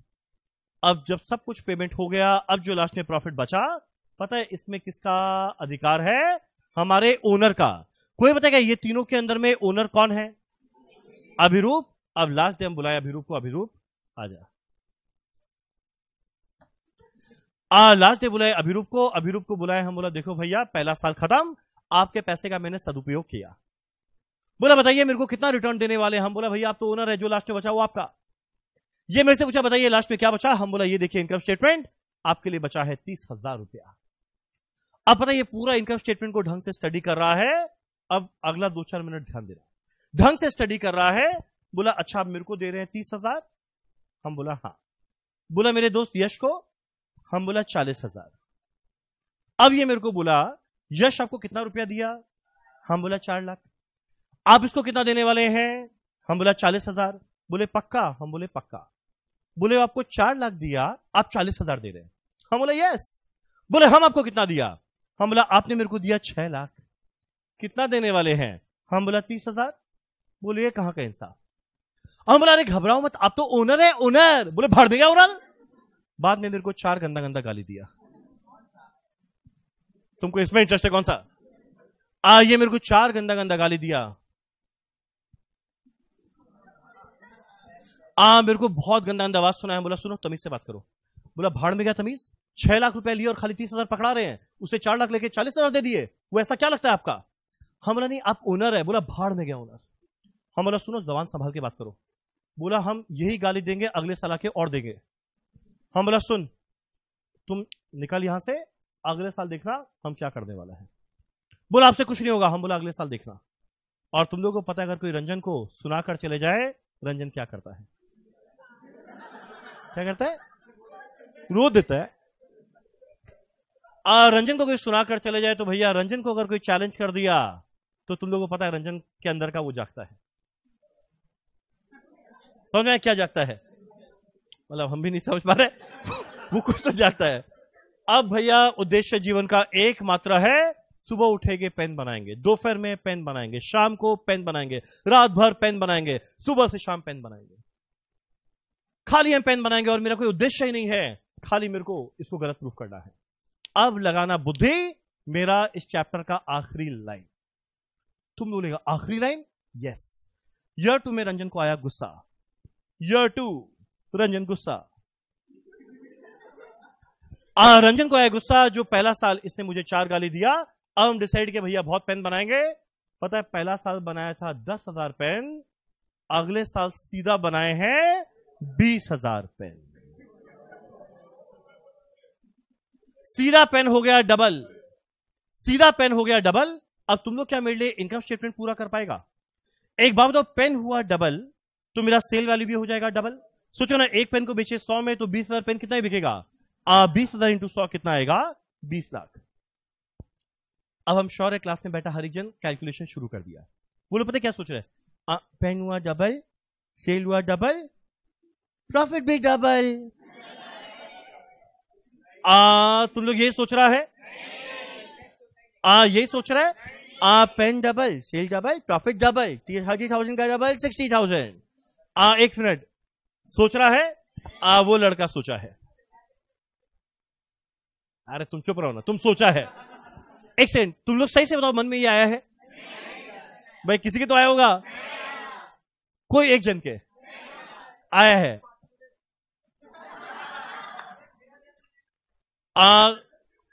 तुमको तो देखो काफी लोग सोचे हैं भाई पेन हुआ डबल, सेल हुआ डबल, तो मेरा प्रॉफिट भी होता है डबल। अब तुम लोग का जो नादानी है उसको हम दूर करते हैं। एक बात बताते हैं, प्रॉफिट डबल नहीं हुआ। क्या लगता है प्रॉफिट डबल हुआ या क्या हुआ? डबल से कम हुआ या डबल से ज्यादा हुआ? जरा देखिए एक बार कैलकुलेट करके क्या हुआ। एक और फटाफट कैलकुलेट करें कितना आने वाला है। क्या ठीक है, करने दो। मेरा वेरिएबल कॉस्ट एक पेन का लगता है 60, एक का 60, एक का 60, एक का 60, एक का 60, 20,000 का क्या आने वाला है? 20,000 इंटू 60 कितना आ जाएगा? 12 लाख। यानी पता मेरा कंट्रीब्यूशन कितना आने वाला है? 8 लाख। अब जैसे कंट्रीब्यूशन आया 8 लाख, तुरंत नेक्स्ट डे आया अक्षत आके मेरे को बोलता है सुना है इस साल बड़ा पेन बेचे हैं। हम बोला हाँ बेचे तो है। क्या मेरे को रेंट थोड़ा ज्यादा मिलेगा? क्या लगता है जैसे ही मेरे को बोलता है रेंट थोड़ा ज्यादा मिलेगा, इसको ज्यादा मिलेगा या नहीं मिलेगा? हम बोलेगा भाई सुन, जब मेरा पहला साल बुरा वक्त था तो मेरा साथ दिया था, दिया था। जब बुरे वक्त में मेरा साथ नहीं था, अच्छे वक्त में हम आपका साथ नहीं देंगे। मुंह पे मारे 3 लाख, धक्का मार के फेंक दिए, धक्का मार के फेंक दिए इसको। नहीं यानी ध्यान देना, मेरा फिक्स कॉस्ट क्या लगने वाला है? 3 लाख। यानी पता है मेरा ईबीटी कितना बन जाएगा? 5 लाख, सॉरी ईबीआईटी 5 लाख। अब इसके बाद मेरे को पे करना है इंटरेस्ट। अब आया है यश, आके वापस से बोलता है सुना है बड़ा पेन बेचे हैं। क्या लगता है इसका बात को हम एंटरटेन करेगा? यानी इसको कितना देने वाला है इंटरेस्ट? 40,000। यानी इसको भी पकड़ा है 40,000। अब मेरा ईबीटी आया है 4,60,000। अब भैया जैसे ही 4,60,000 आया, बताओ आखिरी दिन कौन आ जाएंगे? और मोदी जी से लड़ाई झगड़ा नहीं करना, वो जो वो मांगेंगे दे दो, ऐसा नहीं मांगेंगे। जो 4,60,000 आया इसका 50% मेरे को देना है टैक्स। अगर तुम लोग कैलकुलेट करेगा 4,60,000 का 50% क्या होता है? 2,30,000। यानी पता है मेरा प्रॉफिट कितना बचेगा? 2,30,000। यानी जो लोगों ने कहा था प्रॉफिट हो जाएगा डबल, आप लोग सब गलत थे। एक सेंस सच्ची सच्ची एक बार प्रॉमिस वाला बताना, कोई तो सोचा होगा डबल हो जाएगा, कोई तो सोचा होगा। तुम सोचा था? तुम सोचा था? ये है वो बेवकूफ। ये है वो नादान लड़का जिसने सोचा था कि मेरा प्रॉफिट हो जाएगा डबल। भाई प्रॉफिट डबल नहीं, डबल से ज्यादा हुआ। 1 मिनट, तुम लोग यहां तक क्लियर है? भाई 1 मिनट, 1 मिनट, क्वेश्चन तो अब अगला है। तुम लोग पहले बोल तो दिया बड़ा बड़ा बात, नहीं नहीं प्रॉफिट डबल से ज्यादा होगा। कोई बताओ प्रॉफिट डबल से ज्यादा हुआ? इसका पूरे इनकम स्टेटमेंट के अंदर में 2 कारण हैं, हड़बड़ाना नहीं। आज जो मेरा प्रॉफिट है वो डबल से ज्यादा हुआ, इसका कारण पूरे इनकम स्टेटमेंट के अंदर में 2 लाइन है। क्या कोई मेरे को बता सकता है वो 2 लाइन? वो 2 लाइन, मेरा वो 2 लाइन क्या क्या है? 1 मिनट, पहला क्या है? पहला है मेरा फिक्स कॉस्ट। बताओ अगला क्या है? मेरा अगला क्या है? इंटरेस्ट। मेरा पहला है फिक्स कॉस्ट, अगला है इंटरेस्ट। सोचो, सेल हुआ डबल, वेरिएबल कॉस्ट भी हुआ डबल, मेरा कंट्रीब्यूशन भी हुआ डबल, पर भैया जो मेरा फिक्स कॉस्ट है वो तो सेम रह गया ना। और अगर ये सेम रह गया तो जो अगला ईबीआईटी आएगा वो डबल से ज्यादा हो जाएगा। अगला ईबीआईटी अगर डबल से ज्यादा होता है, उसके देखो मेरा इंटरेस्ट रह गया सेम, यानी जो मेरा ईबीटी है वो उससे ज्यादा हो जाएगा। यानी एक बात बताते हैं, एक क्विक फायर खेल रहा है। सेल अगर बढ़ता है 10%, वेरिएबल कॉस्ट भी बढ़ेगा 10, मेरा कंट्रीब्यूशन भी बढ़ेगा 10। क्या लगता है फिक्स कॉस्ट बढ़ेगा? अगर फिक्स कॉस्ट रह गया सेम, यानी ईबीआईटी 10 बढ़ेगा, 10 से कम बढ़ेगा या 10 से ज्यादा बढ़ेगा? 10 से ज्यादा बढ़ेगा। अब अगला मेरा इंटरेस्ट भी रह गया सेम, यानी जो ईबीटी है वो उससे कहीं ज्यादा बढ़ेगा। और लास्ट में जो टैक्स देंगे वो तो देंगे, यानी ईएटी बढ़ेगा 10 से कहीं ज्यादा। तो इन शॉर्ट मेरा बोलने का मतलब क्या कि अगर बाई चांस सेल होता है 10% बढ़ना, तो प्रॉफिट 10 नहीं 10 से ज्यादा पड़ता है। इसका कारण है 2, एक मेरा फिक्स कॉस्ट, एक मेरा इंटरेस्ट का कॉस्ट। सुनो, 1 घंटा खत्म। कोई ऐसा है जो पिछले 1 घंटे में जो बताया, जो हम पूछे वो आंसर दे देगा? ठीक है, 1 मिनट। पहले ना तुम लोग मेरे को पूरा क्लास एक बार देखना नहीं, सबका चेहरा ऊपर, एक बार जरा बताना मेरे इनकम स्टेटमेंट का फॉर्मेट, मेरे इनकम स्टेटमेंट का फॉर्मेट क्या था।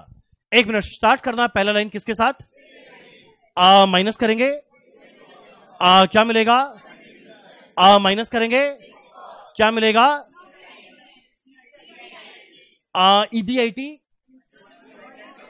मेरा earning before interest and tax, minus करेंगे, क्या मिलेगा? ईबीटी, माइनस करेंगे, क्या मिलेगा? ईएटी क्या है? Earnings after tax. अगला क्वेश्चन, सेल बढ़ता है 10%, प्रॉफिट बढ़ेगा 10 से, कहीं का जरूरत नहीं है, 10 से ज्यादा काम चल जाएगा। अब इसका कारण था कुल मिलाकर दो, एक कारण था फिक्स कॉस्ट, एक कारण था इंटरेस्ट कॉस्ट। ठीक, ये क्या लिखा? एक सेकेंड। एक है मेरा फिक्स कॉस्ट, एक है मेरा इंटरेस्ट। अब एक बात सुनो, पता है फिक्स कॉस्ट जो है, ये जो फिक्स कॉस्ट है इसको हम लोग बोलते हैं ऑपरेटिंग नेचर का। तुम लोग का क्या कैश फ्लो स्टेटमेंट पढ़ना हो गया? सुना हुआ है कभी? 11-12 याद है कैश फ्लो होता था 3 एक्टिविटी का, एक था ऑपरेटिंग, एक था इन्वेस्टिंग और एक था फाइनेंसिंग।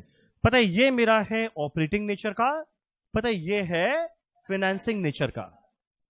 ये मेरा ऑपरेटिंग नेचर का क्यों है भैया? डे टू डे ऑपरेशन करने के लिए मेरे को चाहिए होता है एक जगह, और जो भी जगह चाहिए होता है उसके लिए मेरे को फिक्स कॉस्ट देना पड़ा। तो ये जो मेरा फिक्स कॉस्ट है इसका नेचर क्या है? डे टू डे ऑपरेशन में लगने वाला ऑपरेटिंग नेचर का। और ये जो मेरा इंटरेस्ट है ये भी देखो मेरा फिक्स कॉस्ट था। मेरा ये वाला फिक्स कॉस्ट क्यों आया? क्योंकि मेरे को कहीं से पैसा फाइनेंस करना था। किससे पैसा फाइनेंस करना है? डिवेंचर वाले से। तो फाइनेंस करने के लिए मेरे को देना पड़ गया कुछ फिक्स कॉस्ट। तो ये जो फिक्स कॉस्ट लगा है वो फाइनेंस करने की वजह से लगा, इसीलिए फिक्स कॉस्ट का नेचर क्या है? फाइनेंशियल नेचर का। कौन सा? ये वाला जो इंटरेस्ट कॉस्ट है ये मेरा है फाइनेंशियल नेचर का। तो ये हुआ ऑपरेटिंग नेचर, ये हुआ फाइनेंशियल नेचर। 1 मिनट, कौन यहां पर आना चाहेगा? कई लोगों ने हाथ उठाया है, पर मैं सबसे पहले इनवाइट करना चाहूंगा जो सबसे पीछे पीछे रहेगा आपको। फटाफट आइए और कोई इनको हेल्प मत करना। आज हम 3 लोग से क्वेश्चन पूछेगा।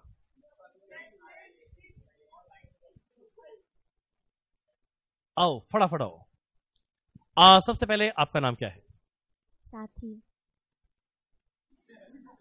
साथी, ये साथी है। साथी जी आप आइए थोड़ा कैमरा के सामने। सबसे पहले पूरे क्लास को बताओ फाइनेंशियल मैनेजमेंट का डेफिनेशन।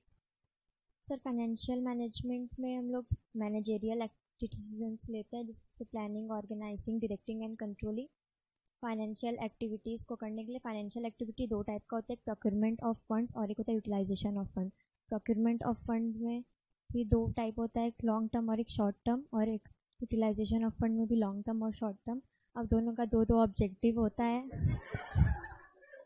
एक का ऑब्जेक्टिव होता है, मतलब कि जो प्रोक्योरमेंट है उसका ऑब्जेक्टिव होता है टू मिनिमाइज कॉस्ट, और जो यूटिलाइजेशन ऑफ फंड होता है उसका होता है टू मैक्सिमाइज रिटर्न। दोनों को जब जोड़ेंगे तो वेल्थ मैक्सिमाइजेशन प्राइमरी रहता है, और ऐसे होता है प्रॉफिट मैक्सिमाइजेशन। अगला इनकम स्टेटमेंट का फॉर्मेट जरा उधर देख के बताओ, मेरे को देख के नहीं। सेल, माइक पकड़ो। Sale less variable cost, contribution आएगा, फिर कंट्रीब्यूशन से less fixed cost, EBIT earning before interest and tax.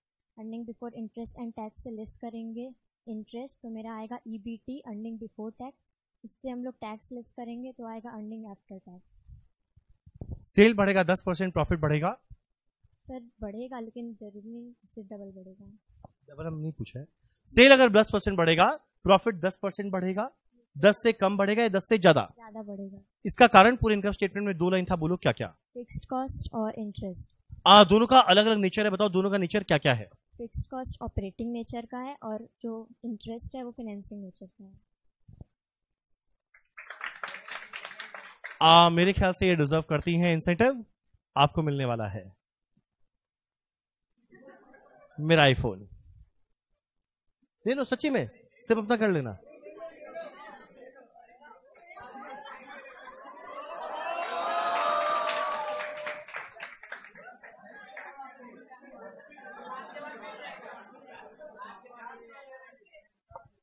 सुनो ना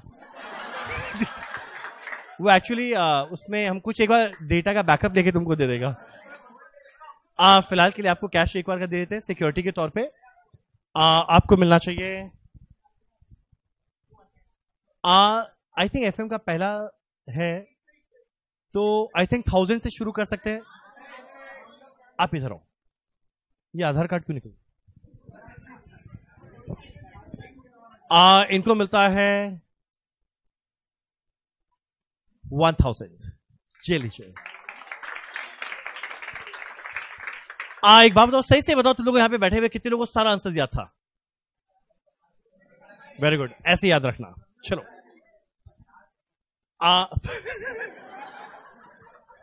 50 तो दे दीजिए। चलो एकदम सच बता रहे हैं हम, एकदम हर क्लास में तुम लोग 1000 रुपया देगा। Minimum 1000, minimum 1000।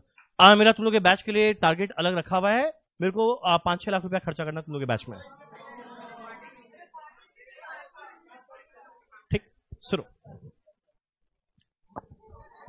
अब एक बात सुनो, फटाफट एक बात सुनो। 2000 का नोट चलेगा? 2000 का नोट दे चलेगा? चलेगा पक्का? तो कल 2000 का नोट लेके आएंगे। चलो एक काम करते हैं, आपसे जो भी इंसेंटिव आएगा सब आएगा 2000 के नोट का। 500 का नहीं देंगे, 2000 का एक नोट देंगे, चलेगा? ठीक। पर हम लोग ये वाला इंसेंटिव स्टार्ट करेंगे 29 सितंबर से। चलो मेरा अगला बात सुनो। देखो अब सुनो, एक बात सुनो, एक बात सुनो, एक बात सुनो, बहुत सुंदर बात। पता है जब सेल बढ़ता है 10%, मेरा प्रॉफिट बढ़ता है 10। कारण क्या है? सेल बढ़ा 10, वेरिएबल बढ़ा 10, कंट्रीब्यूशन बढ़ा 10। पर भाई ये दोनों मेरा सेम रह गया, इसलिए प्रॉफिट बढ़ा 10 से ज्यादा। अब ये लाइन सुनो, अगर ये चीज बढ़ने के लिए अप्लाई करता है, अगर ये चीज बढ़ने के लिए अप्लाई करता है, तो पता है ये सेम चीज गिरने के लिए भी अप्लाई करता है। अगर ये चीज बढ़ने के लिए अप्लाई करता है तो ध्यान देना, ये सेम चीज गिरने के लिए भी अप्लाई करता है। मतलब क्या? अगर मान लो सेल कम होगा 10%, तो वेरिएबल कॉस्ट भी कम होगा 10, कंट्रीब्यूशन भी कम होगा 10। क्या लगता है मेरा फिक्स कॉस्ट कम रहेगा या सेम रह जाएगा? यानी मेरा ईबीटी 10 से ज्यादा कम हो जाएगा। अब मेरा इंटरेस्ट भी रह जाएगा सेम, यानी ईबीटी उससे ज्यादा कम हो जाएगा। यानी ध्यान देना, ये दो गजब का चीज है। मेरा ये दोनों फिक्स कॉस्ट गजब का चीज है। जब अच्छा वक्त आता है ये बहुत मस्त चीज है, पर वही अगर बुरा वक्त आता है तो इन दोनों से खतरनाक कोई चीज ही नहीं है। अब इमेजिन करो, लगातार मेरा सेल बढ़े जा रहा है, बढ़े जा रहा है, पर दो खर्चा ऐसा जो सेम रहता है, कितना अच्छा लगेगा। पर वही मान लो जब मेरा सेल गिरे जा रहा है, गिरे जा रहा है, पर वो दो खर्चा है जो सेम रहता है, कितना बुरा लगेगा। तो यानी जो चीज रिटर्न क्रिएट करता है वही चीज रिस्क क्रिएट करता है। तो वे काम करते हैं, ये पूरे चैप्टर में हम लोग करना क्या, हम लोग सब पढ़ लिए। दो तरह का रिस्क आया, एक आया ये ऑपरेटिंग वाला, एक आया फाइनेंशियल वाला। इसके बारे में लिखते हैं 2 शब्द और फटाफट खत्म करते हैं। एक मिनट, तुम लोग अभी तक समझ में आया हम क्या बोला? अरे बोलो ना। ठीक। पर हम एक चीज ऑब्जर्व किया है, गर्ल्स ज्यादा एक्टिव है इस क्लास में, बॉयज को मोटिवेशन नहीं है। एक मिनट, अभी जब मौका दिया हाथ उठाने का, कौन हाथ उठाया? लड़का लोग।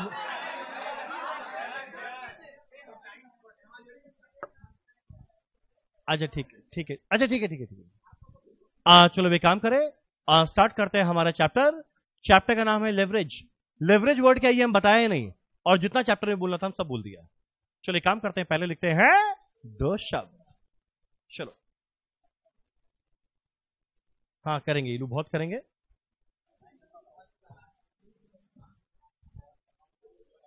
होगा होगा, बहुत जल्द होगा। चलो एक काम करते हैं, पहला लिखते हैं द टर्म लेवरेज। भाई ये वर्ड लेवरेज क्या था ये हम बताया नहीं, अब हम बताने जा रहे हैं वर्ड होता क्या है। The term leverage is derived from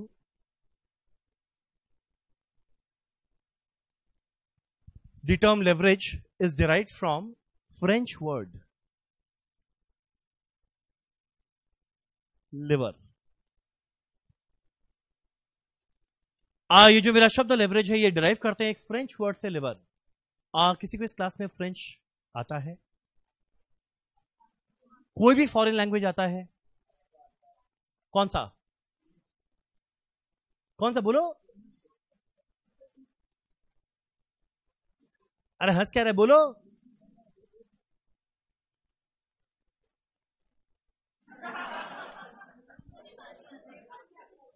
क्या आता है? नेपाली। एक सेकंड, तुम्हारे क्लास में क्या आता है? इधर इंग्लिश या हिंदी या मारवाड़ी या बंगाली या गुजराती? बाहर कोई लैंग्वेज नहीं आता? इस क्लास में एक ऐसा जन है जिसको 28 लैंग्वेज आता है।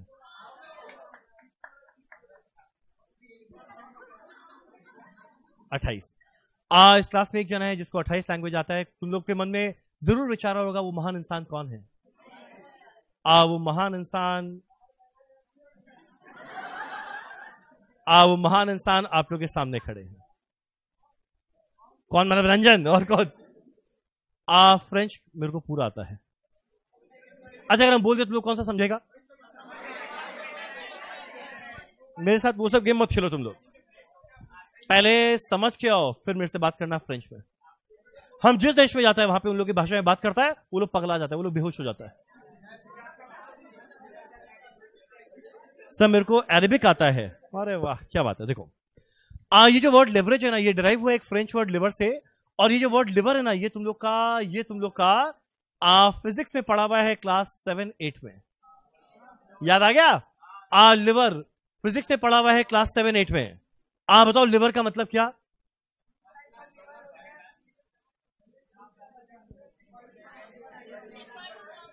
अच्छा एक सेकंड, तुम लोग को याद आएगा। अभी मैं एक चीज बनाता है, बताओ ये मैं क्या बनाया? ये हम सीसो बनाया।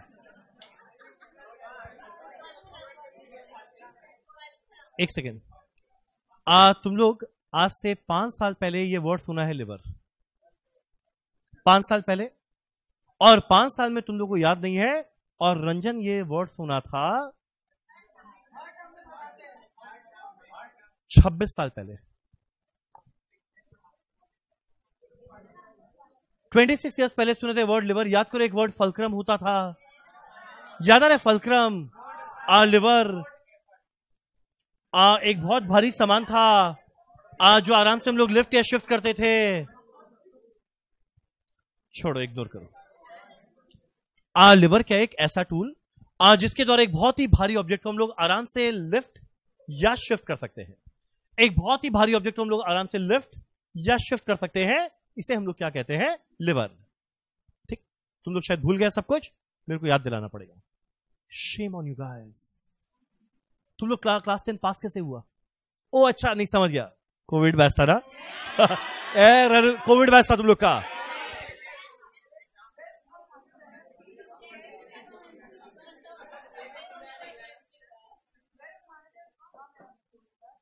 चलो, यहां लिखा लिवर डिनोट्स एन ऑब्जेक्ट।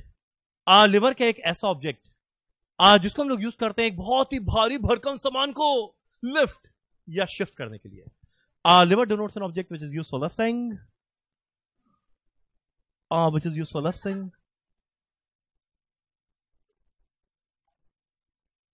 एक second, which is used for lifting और shifting. लिफ्ट करो या शिफ्ट करो।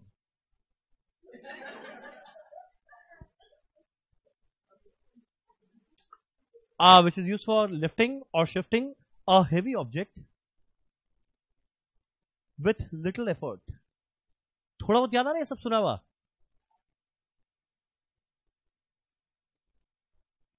याद होता तो साइंस ले लिए तो। बात सुन, साइंस ले लिए होते। ठीक, मेरा अगला क्वेश्चन अब सुनो। मेरा अगला क्वेश्चन इस चीज का, ये फाइनेंशियल मैनेजमेंट के साथ रिश्ता कैसे बना? मेरा लिवर का एक बहुत ही भारी भरकम चीज को आराम से लिफ्ट या शिफ्ट करने में काम आता है, उसको बोलते हैं लिवर। क्वेश्चन उठता है फाइनेंशियल मैनेजमेंट में इसका क्या रिलेवेंस है? अब हम चाहेगा अगला 5 मिनट प्लीज ध्यान देना। पता है ये इनकम स्टेटमेंट को अगर देखो, अगर ये इनकम स्टेटमेंट को देखो तो इनकम स्टेटमेंट के अंदर में पता है 2 भारी भरकम चीज है जो लिफ्ट या शिफ्ट नहीं होता, जो बिल्कुल भी मूव नहीं करता। बोलो क्या? मेरा एक है फिक्स्ड कॉस्ट, एक मेरा क्या है? इंटरेस्ट। ये एक हेवी ऑब्जेक्ट है, हेवी ऑब्जेक्ट किस सेंस में है? ये देखो लगातार ये अड़ा हुआ है, ये देखो लगातार अड़ा हुआ है। भले ही मेरा सेल गिर रहा है पर लैंडलॉर्ड बोलता है ना ना रेंट तो उतना ही लेंगे। भले ही सेल कम हो रहा है, यश बोला ना ना ना ना इंटरेस्ट तो उतना ही लेंगे। तो देखो लोग अड़ा हुआ है ना, अड़ा हुआ है ना, तो ये हेवी ऑब्जेक्ट है। अब ये जो हेवी ऑब्जेक्ट है मेरे को इसको आराम से लिफ्ट या शिफ्ट करना है। क्वेश्चन उठता है कैसे करेंगे? अब देखो देखो इधर घूम, अगला 5 मिनट प्लीज, 5 मिनट 5 मिनट। कोई हसन दांत तोड़ देगा बता रहे।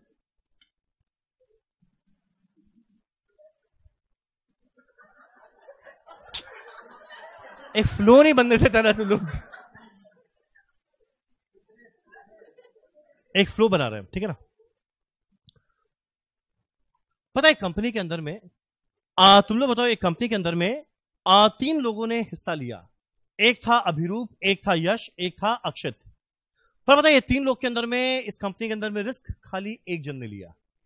आप बताओ ये तीनों के अंदर में रिस्क किसका था? ध्यान दो, ये कौन है? यश, इसका कोई रिस्क नहीं था। लॉस आए या प्रॉफिट आए इसको तो 40,000 मिलेगा। हमारे अक्षित का कोई रिस्क नहीं था, लॉस आए या प्रॉफिट आए इसको तो 3 लाख रुपया मिलेगा। यानी एकमात्र इंसान जिसने सही में रिस्क लिया है इस कंपनी में इन्वेस्ट करके, वो कौन है? अभिरूप। अभी धूप क्यों लिखा है?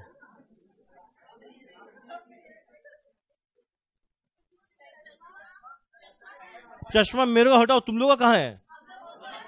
हम अभी धूप लिखो और ये भी हंस रहा है अभी धूप। एकमात्र रिस्क किसने लिया है? अभिरूप ने। अभिरूप कौन है? एक इक्विटी शेयर होल्डर। पता है कंपनी के अंदर में हमेशा एक इंसान रिस्क लेता है, वो कौन है? कंपनी का इक्विटी शेयर होल्डर। कारण क्या है? लास्ट में जो प्रॉफिट बचा वो उसका है, लॉस हुआ वो भी उसका है, बाकी दोनों का कोई रिस्क नहीं है। यानी रिस्क लिया है हमारे अभिरूप में। लेवरेज को फाइनेंशियल मैनेजमेंट में बोला जाता है रिस्क। लेवरेज क्या है? Measurement of risk. क्वेश्चन उठता है अभिरूप ने कौन सा रिस्क लिया है? 2 तरह का रिस्क लिया है। एक ये वाला रिस्क लिया है ऑपरेटिंग, एक ये वाला रिस्क लिया है फाइनेंशियल। अब ना अगला 5 मिनट बहुत अच्छा बात हम बोलने वाले, सुनना। पता है एक इक्विटी शेयर होल्डर ने पैसा लगाया इस उम्मीद में कि यार अगले साल शायद सेल बढ़े। तो अगर मान लो अगले साल सेल हुआ डबल, वेरिएबल कॉस्ट हुआ डबल, कंट्रीब्यूशन हुआ डबल, पर देखो ये तो दोनों सेम रह जाएगा। और अगर ये सेम रह जाएगा मतलब प्रॉफिट डबल से ज्यादा हो जाएगा, तो बताए अच्छे वक्त में इक्विटी शेयर होल्डर को ये दोनों से प्यार हो जाएगा कि भैया मेरा इनकम बढ़े जा रहा है, बढ़े जा रहा है, बढ़े जा रहा है, पर ये दोनों एक्स्ट्रा रुपया नहीं मांग रहा है। इसको कितना अच्छा लगेगा? सोचो मेरा इनकम बढ़ जाए और कोई बोले एक्स्ट्रा पैसा दे, बोला नहीं आप मेरे को उतना ही दो, हमको कितना अच्छा लगेगा? अब जो अच्छे वक्त में अच्छा होता है, बुरे वक्त में वही सबसे बुरा होता है। इमेजिन करो अगर सेल यहां पे 20% कम हो जाए, वेरिएबल कॉस्ट कम होगा 20%, मेरा कंट्रीब्यूशन कम होगा 20%। अब ये जाके इसको रिक्वेस्ट करेगा भाई 20% पैसा कम लेना, बोला नहीं हम तो उतना ही लेंगे। बाद में जाके रिक्वेस्ट करेगा यश को भाई 20% पैसा कम लेना, ये बोलेगा नहीं हम तो उतना ही लेंगे। यानी समझना ये दोनों चीज अच्छे वक्त में कितना अच्छा था, ज्यादा पैसा नहीं मांगा, और बुरे वक्त में कितना बुरा है कि पैसा कम भी नहीं करता है। तो यानी इक्विटी शेयर होल्डर का जो रिटर्न बहुत अच्छा होता है या बहुत खराब होता है, उसमें खाली 2 लोग का हाथ है, एक ये वाले का और एक ये वाले का, क्योंकि ये लोग अभी भी देखो अड़ा हुआ है। और भाई ये चीज समझना तो बड़ा आसान है कि पूरा का पूरा दुनिया 2020 में एक चीज देख कर आया था, कोविड। कोविड में याद है पूरा लॉकडाउन हो गया था। पहले मोदी जी लॉकडाउन किए थे शायद 3 वीक्स का, हाँ उसी को 3 वीक्स बोलते हैं। पहले 21 डेज का लॉकडाउन किया, बाद में शायद थोड़ा और बढ़ाए, शायद थोड़ा और बढ़ाए, और उस समय सारा बिजनेस बंद हो गया। अब पता है हर एक बिजनेस सफर किया, पर मेन वो बिजनेस सफर किया जिसमें फिक्स कॉस्ट था। कारण क्या? बिजनेस बंद हुआ है पर भाई मेरे को फिक्स कॉस्ट देना पड़ जा रहा है, तो सेल कुछ हो नहीं रहा है पर मेरे को फिक्स कॉस्ट देना पड़ रहा है। कितना चुभ रहा था? अपना लाइफ को हम बताते हैं। 2012 में मेरा वो हुआ शादी है, ठीक। 2013 में हम जॉब छोड़कर आए कैलकाटा में पढ़ाने के लिए। जो मेरा लास्ट सैलरी ड्रॉन था जॉब में वो था 48 lakh rupees per annum. 48 lakh rupees का मेरा सैलरी था, वो हम 2013 का बात चल रहा है। वो मुझसे में त्यागे और आए पढ़ाने के लिए। आज जब आए पढ़ाने के लिए तो मेरे को ध्यान है पहला टर्म में हम कॉस्ट पढ़ाया, एफएम पढ़ाया, लॉ पढ़ाया, ऑडिट पढ़ाया, और ये चारों सब्जेक्ट का मिलाकर हम फीस लिया था 3,500 रुपया। चारों का मिलाकर लिया था 3,500 रुपया। और पता है पहला टर्म में कितने स्टूडेंट आए थे? 6। अगर तुम लोग कैलकुलेट करेगा हर एक स्टूडेंट देता है 3500 और आए हैं 6 स्टूडेंट, तो कैलकुलेट करके देखना बड़ा शगुन का 21,000 रुपया मिला था। अब जो 21,000 रुपया मिला, हम घर में गए, हम पापा को दिया, बोला पापा 21,000 रुपया। बोला क्या चीज है ये? हम बोला पापा अगले 6 महीने का इनकम। कि जो एक बार स्टूडेंट आ गया वो तो 6 महीना पढ़ेगा, अपना एग्जाम देगा, फिर अगला सेशन आएगा। बोले 6 महीने का इनकम 21,000? हम बोला हाँ। बोला भाई वहां तेरा 6 महीने का इनकम 24 लाख होता था, अभी 21,000? हम बोला हाँ। बोला तुम मारवाड़ी नहीं है, तुम हॉस्पिटल में बदल गया है। हम बोला पापा चल, अभी थोड़ा बुरा वक्त है, अच्छा वक्त अच्छा आएगा। बोला ना ना तेरे से नहीं होगा। हम बोला पापा चल, अब 21,000 जो आया सो आया। झमेला पता है क्या हुआ? उस महीने के एंड में हमारा लैंडलॉर्ड आया, बोलता भाई रेंट दो। लैंडलॉर्ड आया, हम बोला भैया आप अंदर आओ, अंदर आओ, अंदर आओ। हमारा देखो गिनो कितने बच्चे, एक बार आके गिनो। अब आके गिना 1 2 3 4 5 6। हमारा देखो 6 बच्चे लोग हैं, 3500 रुपया दिए, खाली 21,000 मिला है। अब 21,000 में अगर आप रेंट ले लोगे, बताओ मेरे को क्या बचेगा? मैं क्या खाऊंगा? कुछ नहीं बचेगा मेरे पास। आप लोगे? बोला हाँ मैं लूंगा।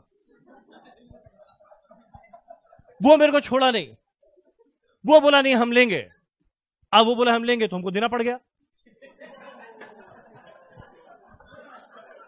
हमको 15,000 रुपया पर मंथ जो रेंट उस समय बात था, वो देना पड़ गया।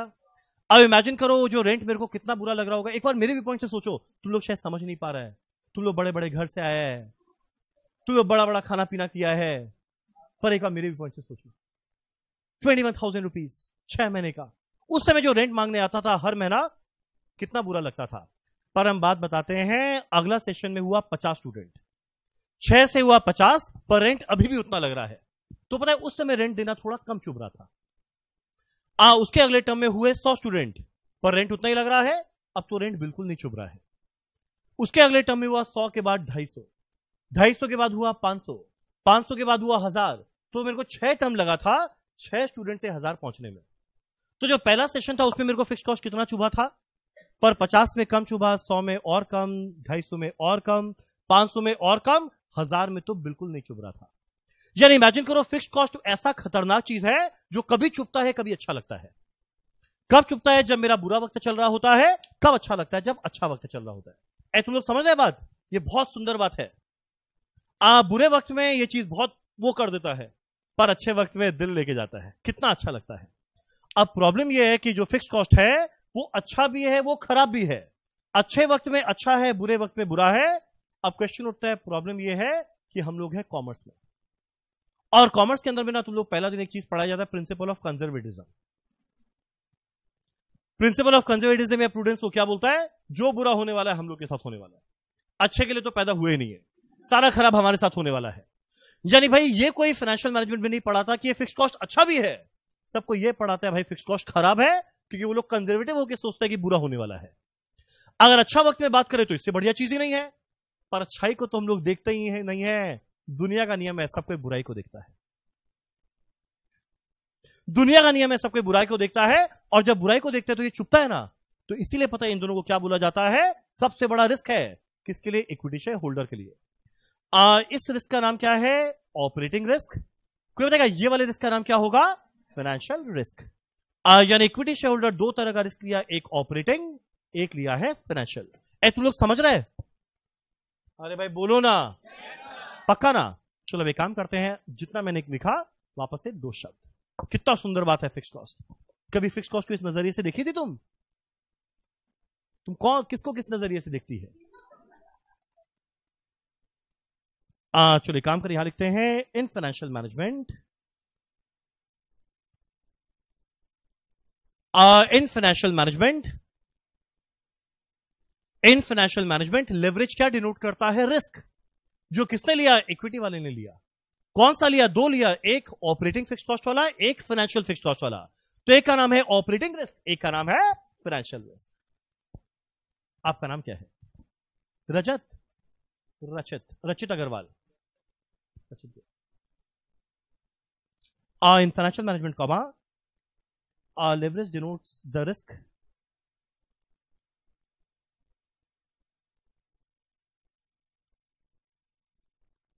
undertaken by equity shareholder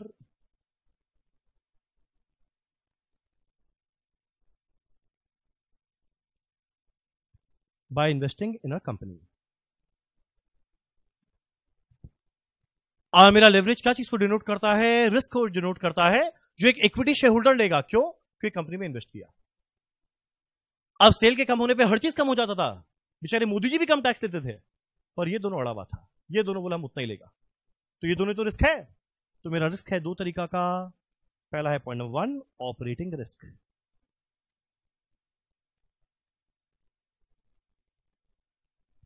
मेरा रिस्क है दो तरीका का। मेरा पहले वाले का नाम क्या है? Operating risk.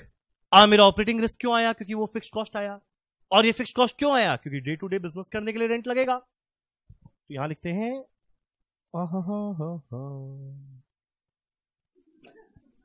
ऑपरेटिंग रिस्क में डैश के लिखा।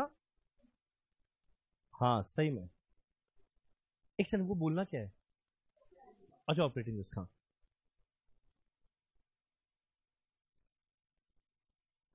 नहीं, पूरी practical.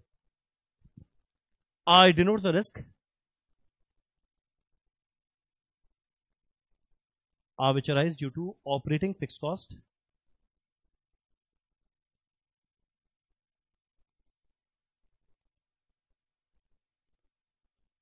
incurred in day-to-day operation.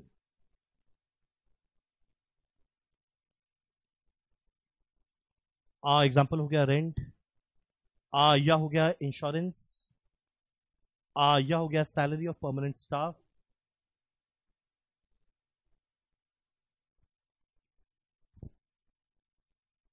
यानी जो जो मेरा फिक्स कॉस्ट है जो हल्का सा टच से मस नहीं होगा वही तो रिस्क है।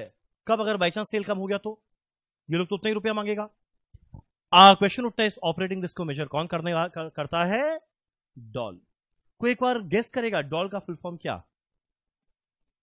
आपका नाम क्या है? शिवम अग्रवाल।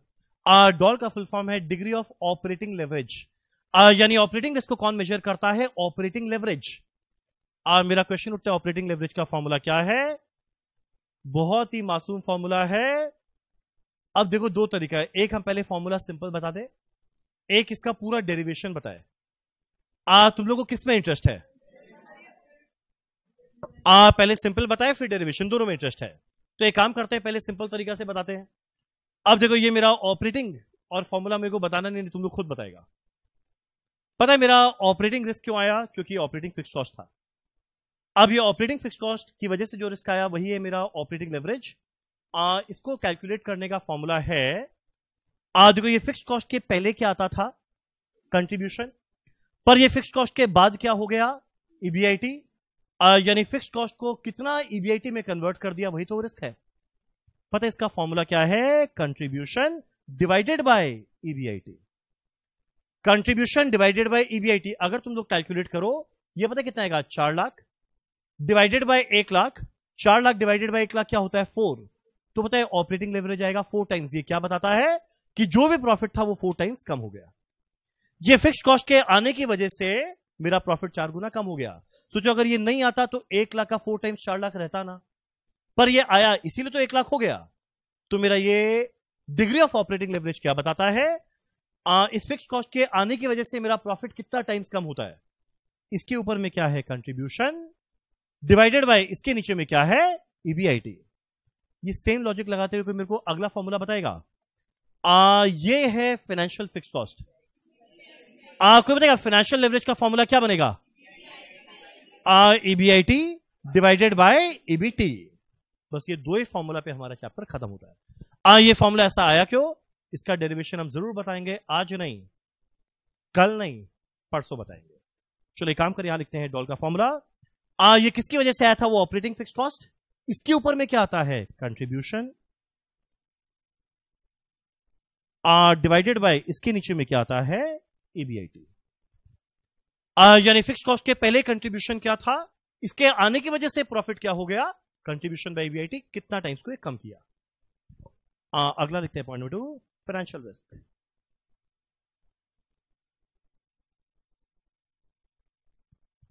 मेरा अगला लिखते हैं पॉइंट नंबर 2, फाइनेंशियल रिस्क। मेरा फाइनेंशियल रिस्क क्यों आता है? क्योंकि किसी से पैसा फाइनेंस किए इस वजह से आता है। और किससे पैसा फाइनेंस किए थे? डिबेंचर वाले से, उसी को तो फिक्स कॉस्ट देना पड़ा था। तो यहां लिखते हैं अ कंपनी में raise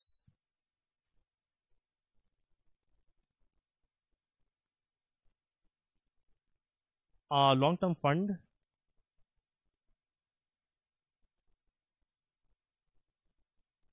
from various sources like debentures,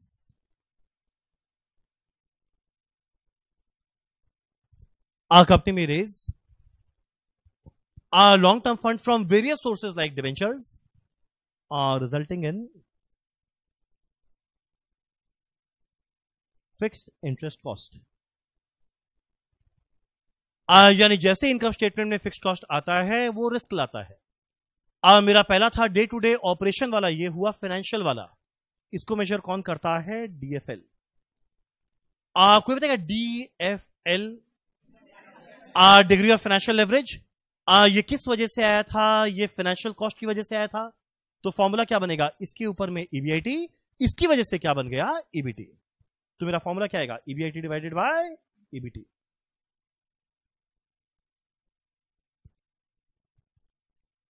हम लोग ना 3 टर्म पहले एक स्टूडेंट थी वंदना बोल के, जब मैं फॉर्मूला लिखा था ईबीआईटी बाय ईबीटी, उसका अगला क्वेश्चन था सर ईबीटी तो कट जाएगा ना? तो ऐसा खतरनाक मैथ्स इस क्लास में किसी का नहीं है ना। चलो एनीवेज, ये था मेरा ईबीआईटी बाय ईबीटी। बस लास्ट में लिखते हैं एक वर्ड डीसीएल। पता है डीसीएल का फुल फॉर्म क्या होता है? Degree of combined leverage. यानी एक है खाली ऑपरेटिंग, एक है खाली फाइनेंशियल, दोनों को जोड़ देंगे क्या मिलेगा? Combined leverage. इसका फॉर्मूला थोड़ा सा ना मैथ्स लगाना, इसका फॉर्मूला होता है डॉल इंटू डीएफएल। कोई एक बार डॉल इंटू डीएफएल को एक साथ में मल्टीप्लाई करके मेरे को फॉर्मूला बता पाएगा? डॉल क्या है? Contribution by EBIT. मेरा डीएफएल क्या है? EBIT by EBT. यानी डीसीएल क्या आएगा? Contribution divided by EBT. समझा नहीं? दोनों कट गया। क्या आएगा? Contribution by EBT. ठीक। और ये सारे के सारे लेवरेज को हम लोग रुपीस में नहीं बोलते, कैसे एक्सप्रेस करते हैं? टाइम्स में। क्योंकि रुपया रुपया कट गया, कुछ नहीं बचा। All leverages are expressed in times. मेरा all leverages are expressed in times. ठीक है यहां तक?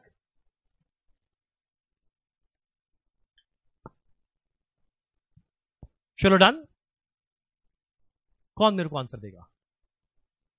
जितना हम अभी तक बताया है खाली उतना से में से। तुम लोग ये हाथ क्यों उठा रहे हैं? मतलब तुम लोग का एक्सपेक्टेशन है कुछ? एक मिनट, तुम लोग से हम जरूर पूछेगा। उस समय मैं गर्ल से पूछे थे, पूछेंगे किसी बॉय से। ठीक। रुको पर 1 मिनट बाद, पहले यहां तक लिख लिया। सुनो ना, एक बार सबका चेहरा ऊपर। कोई एक मेरे को बिना देखे, मेरे को सबसे पहले इनकम स्टेटमेंट का फॉर्मेट पहला लाइन से शुरू करते हुए लास्ट लाइन तक बताना क्या होगा। आप बताओ पहला लाइन क्या आएगा? माइनस करेंगे, क्या मिलेगा? माइनस करेंगे, क्या मिलेगा? माइनस करेंगे, क्या मिलेगा? माइनस करेंगे, क्या मिलेगा? अगर बाई चांस सेल बढ़ता है 10% प्रॉफिट बढ़ेगा। सेल गिरता है 5% प्रॉफिट गिरेगा। 5 से ज्यादा। इसका कारण है कुल मिला के इनकम स्टेटमेंट में 2 लाइन। बोलो क्या क्या? एक है फिक्स कॉस्ट, एक है इंटरेस्ट। कोई बताएगा इन दोनों का नेचर क्या क्या था? ये मेरा है ऑपरेटिंग नेचर का, ये है मेरा फाइनेंशियल नेचर का। ये जो ऑपरेटिंग फिक्स कॉस्ट है ये क्रिएट करता है ऑपरेटिंग रिस्क, इसको मेजर करता है डॉल। ये फाइनेंशियल कॉस्ट क्रिएट करता है फाइनेंशियल रिस्क, इसको मेजर करता है डीएफएल। कोई बिना पेज पलटाए मेरे को डॉल का फॉर्मूला बताएगा? इसके ऊपर में है कंट्रीब्यूशन डिवाइडेड बाय ईबीआईटी। कोई मेरे को डीएफएल का फॉर्मूला बताएगा? EBIT divided by EBT. और जैसे ही दोनों का कंबाइन करेंगे फॉर्मूला क्या बनने वाला है? Contribution divided by EBT. बताओ इसको कैसे एक्सप्रेस करेंगे? परसेंटेज में, रुपीस में, घाड़ी हाथी घोड़ा किस में? टाइम्स में। डन। एक काम करना, फटाफट एक छोटा सा इलस्ट्रेशन करना, नंबर्स कैलकुलेट करना। जो इलस्ट्रेशन है वो आपकी बुक में है, पेज नंबर मुझे नहीं पता। क्वेश्चन नंबर 1 करने में 1 मिनट, 3 करने में 1 मिनट। आज का टारगेट 12:50। देखो कॉस्ट का ना कोई भी क्वेश्चन करते तो उसमें टाइम लगता था। एफएम का जनरली कोई भी क्वेश्चन आएगा उसमें टाइम नहीं लगता, बहुत ही फटाफट होता है। इनकम स्टेटमेंट बनाएंगे, 3 लेवरेज निकालेंगे। सुनो ना, एक बार पेज नंबर बताओ ना। Page number are you sure? Please एक बार आना पेज 42 क्वेश्चन नंबर 1 हमारा आज का पहला। तुम लोग एक बार इस बुक का डिजाइन देखो ना। यहाँ पे पेज नंबर लिखने का तुम लोग को जगह दिया गया, कॉपी का पेज नंबर लिखो, क्लास का डेट। क्वेश्चन उठता है R1 R2 R3 क्या है? रिवीजन 1 का डेट, रिवीजन 2 का डेट, रिवीजन 3 का डेट। ये हमेशा ब्लैक रहेगा। सही से बताओ ये बुक का डिजाइन कैसा लगा? मैंने रात भर जग कर दिया जलाकर ये डिजाइन बनाया था। चलो, और नीचे देखो लर्निंग ऑब्जेक्टिव, इस सब में आप क्या सीखते हैं?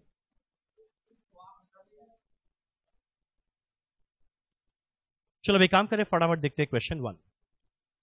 Simplified income statement of zenith limited is given below. देखो मेरा इनकम स्टेटमेंट बनाकर दिया हुआ है, क्या दिया हुआ है? Sale value. मेरा वेरिएबल कॉस्ट दिया हुआ है। पता है इस इनकम स्टेटमेंट के अंदर में बीच में एक लाइन उनको लिखना चाहिए था, सेल माइनस वेरिएबल कंट्रीब्यूशन लिखना चाहिए था, जो नहीं लिखा हम लोग लिखेंगे। माइनस करेंगे फिक्स कॉस्ट, मिलेगा ईबीआईटी।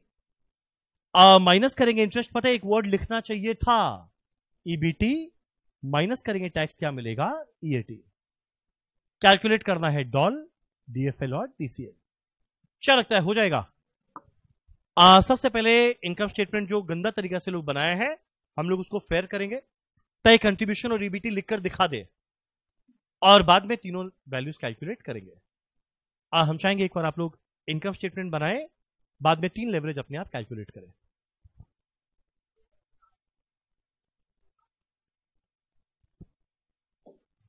तो देखो कंट्रीब्यूशन का वैल्यू तुम निकालेगा कैसे? नहीं, मेंटल मैथ्स नहीं, एग्जाम में कोई भी कैलकुलेशन करो ना, भले कंट्रीब्यूशन कैसा है नीचे नोट में दिखा दो कि 10 50 माइनस 767, वो भी चलेगा। हाँ, कुछ भी चलेगा। आइदर इनकम स्टेटमेंट दिखा दो पूरा बनाकर, या जो कंट्रीब्यूशन और ईबीटी जो आता है ना, वो कैसा है वो नीचे नोट में दिखा दो। तुम लोग क्या करें, इनकम स्टेटमेंट बना रहे कि नहीं बना रहे? बना रहे। शिवम ने कहा बनाइए। शिवम, आपकी बातों को मैं सर आंखों पे रखता हूं।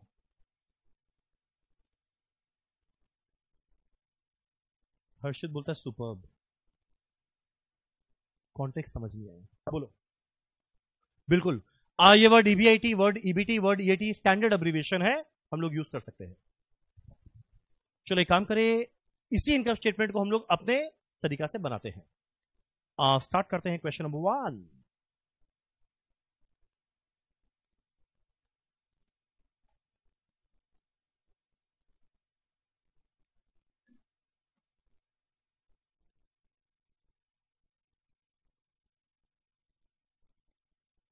स्टार्ट करेंगे सेल वैल्यू के साथ। क्वेश्चन में सेल वैल्यू कितना दिया हुआ है? 1050।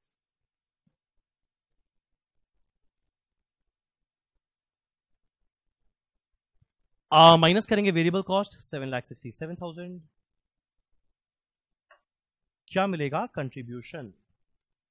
सुनो ना, कोई कैलकुलेट किया है क्या? ये आएगा 283। बस आखिरी क्वेश्चन 3 1 हो गया। इनकम स्टेटमेंट नहीं बनाया था ना, मतलब हम बना रहे इसलिए हमको टाइम लग रहा है। मेरा फिक्स कॉस्ट है 75,000। चलो माइनस करते हैं फिक्स कॉस्ट।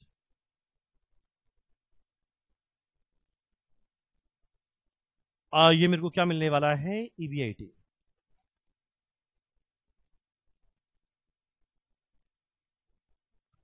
ईबीआईटी से हम लोग माइनस करने वाले हैं इंटरेस्ट। जरा देखो इंटरेस्ट का वैल्यू कितना दिया हुआ है? 1,10,000। यानी मेरे को मिलने वाला है ईबीटी कितना आने वाला है? 98,000। माइनस करेंगे टैक्स। अब इवन दो क्वेश्चन में टैक्स का अमाउंट दिया हुआ है, अगर नहीं भी दिया रहता हम लोग कैलकुलेट कर लेते हैं कि क्वेश्चन में टैक्स का रेट दिया हुआ है 30%, और टैक्स हम लोग हमेशा किस पे कैलकुलेट करते हैं? जो लास्ट में प्रॉफिट बच जाए।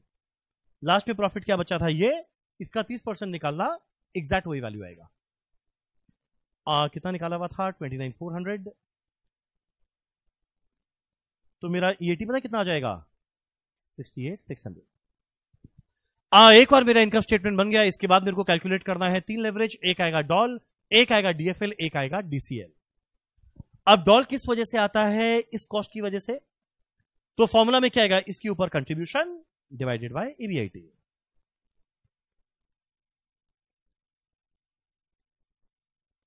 हाँ, दो डेसिमल कंट्रीब्यूशन है 283 डिवाइडेड बाय 208।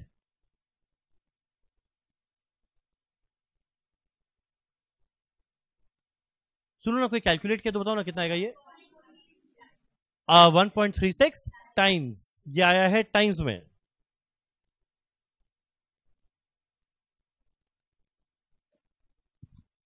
मेरा अगला है डीएफएल। ये डीएफएल किस वजह से आता है, इस इंटरेस्ट की वजह से।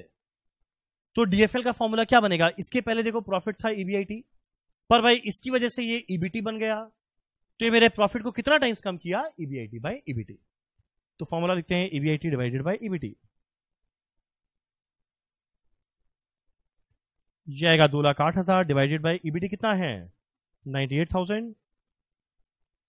कितना बोला, ये आएगा 2.12 टाइम्स। अब डीसीएल को कैलकुलेट करने का दो तरीका है, एक डॉल इंटू डीएफएल कर दो, यानी 1.36 इंटू 2.12, एक ये तरीका है। या मेरा अगला तरीका क्या है, कंट्रीब्यूशन बाय ईबीटी करो। तो हम लोग लिखते हैं contribution divided by EBT. Contribution है 283, ईबीटी है 98। अगर आप लोग कैलकुलेट करोगे तो ये आने वाला है 2.89 टाइम्स। बोलो यहां तुम लोग का ये वाला राइट हुआ, अरे बोलो ना। करना आज का लास्ट क्वेश्चन, क्वेश्चन 3, उसी के साथ आज का क्लास होता है खत्म। और देखो अब सिंस ग्रुप 2 का हम लोग का शुरुआत हुआ है, तो हम चाहेगा ना एटलीस्ट तुम लोग डेली बेसिस पे एक बार पक्का रिवाइज करते चलो। और ये ऑनेस्टली उतना डिफिकल्ट है नहीं सब्जेक्ट, संग संग में रिवाइज करते हुए चलेगा ना, एकदम ठीक रहेगा। इको की वजह से नहीं आता कि उसमें कुछ नंबर काट लेता हूं लोग, हाँ नहीं उसमें 15 नंबर का प्रैक्टिकल आता है। चलो स्टार्ट करते हैं हमारा आज का आखिरी क्वेश्चन, क्वेश्चन नंबर 3। ये क्वेश्चन नंबर 3 वैसे तो इजी है। अब देखो जिसमें टैक्स नहीं है ना, तो वहां पे हम लोग इनकम स्टेटमेंट खाली ईबीटी तक बनाएंगे। नहीं वो ईबीटी नहीं होगा, कारण क्या, वैसे ही पता है मेरे को कोई भी लेवरेज निकालने में इन दोनों का काम ही नहीं है। तो अगर लेवरेज कैलकुलेशन करना है मेरे को खाली ईबीटी तक ही चाहिए, टैक्स ना भी दे तो नहीं है, खाली ईबीटी तक बनाकर छोड़ देना। नहीं जहां पे टैक्स है ही नहीं वहां पे खाली ईबीटी तक बनाकर हाँ तब बनाना है ठीक भाई, हमको पता नहीं। चलो अब एक काम करें, क्वेश्चन 3 देखते हैं। इसमें एक ट्विस्ट है, देखते हैं ये ट्विस्ट आप लोग समझ पाते हैं। वेरिएबल कॉस्ट कितना आएगा, 40 लाख। देखते हैं। और मेरा annual sales of a company is rupees 60 lakh, sale value दिया हुआ है 60 लाख, इनकम स्टेटमेंट का पहला लाइन। अब भाई देखो अगला लाइन में क्या बोलता है, मेरा sale to variable cost ratio है 150%। नाम खुद बता रहा है, sale to variable cost ratio. Ratio हमेशा डिवाइड करके मिलता है, नाम है सेल टू वेरिएबल कॉस्ट। तो पता है फॉर्मूला क्या बनेगा, sale divided by variable cost. ये कितना दिया हुआ है 150%। अब ये परसेंट में कब आया होगा, जब इंटू 100 किए होंगे, तो इसको इंटू किए होंगे 100 से, तब ये क्या होगा 150। देखो सेल वैल्यू मेरे को 60 लाख पता है, जैसे ही सेल वैल्यू यहां पे 60 लाख डालेंगे मेरे को पता है क्या मिल जाएगा, वेरिएबल कॉस्ट का अमाउंट। जैसे ही ये 60 लाख यहां पर डालेंगे, वेरिएबल कॉस्ट गया इधर, 150 गया इधर, तो 60 लाख इंटू 100 डिवाइडेड बाय 150 क्या मिल जाएगा वेरिएबल कॉस्ट। अगर तुम लोग कैलकुलेट करके देखेगा मेरा वेरिएबल कॉस्ट कितना आने वाला है 40 लाख। सेल आ गया, वेरिएबल कॉस्ट आ गया, मिल जाएगा कंट्रीब्यूशन 20 लाख। मेरे को कंट्रीब्यूशन के बाद माइनस करना है फिक्स्ड कॉस्ट, क्या लिखा है, and fixed cost other than interest, यानी इंटरेस्ट के अलावा जो पहला फिक्स्ड कॉस्ट है वो दिया हुआ है 5 लाख। जैसे माइनस करेंगे मिल जाएगा ईबीआईटी। अब आगे बोलता है company has 11% debenture of 30 lakh. ध्यान देना, डिबेंचर एक तरह का लोन है, और डिबेंचर अगर एक तरह का लोन है उसको क्या देना पड़ेगा, इंटरेस्ट। लोन का वैल्यू है 30 लाख, इंटरेस्ट का रेट है 11%, यानी इंटरेस्ट कितना देंगे 30 लाख का 11%। मिल गया इंटरेस्ट, क्या मिल जाएगा ईबीटी।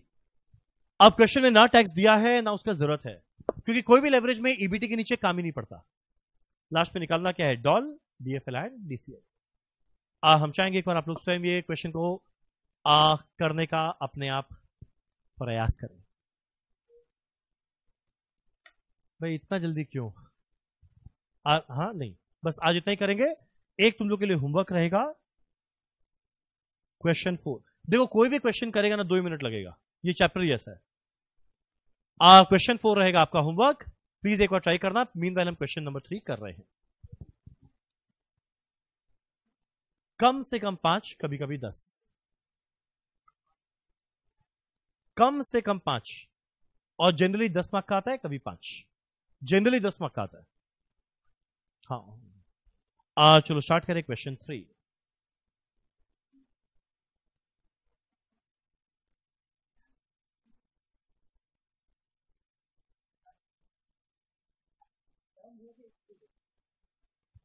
इसका डेली का नियम है, पता नहीं।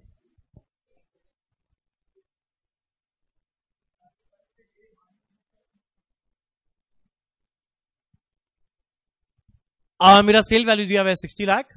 मेरा वेरिएबल कॉस्ट कैसे आया था, वो रेशियो से ये वर्किंग नीचे दिखा देंगे। वैल्यू कितना आया था, 40 लाख। कैसे आया, नीचे नोट में दिखा देंगे। ऊपर भी दिखा सकते हैं। तुम ब्रैकेट में दिखाना चाह रही है क्या? तो देखो sale by variable cost into 100 है 150। सेल वैल्यू 60 लाख है, तो वेरिएबल कॉस्ट इधर जाएगा, 150 इधर आएगा, तो 60 लाख इंटू 100 बाय 150।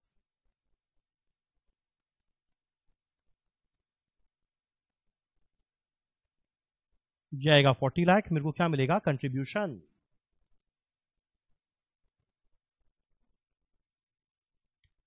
कंट्रीब्यूशन में माइनस करने वाले हैं फिक्स कॉस्ट।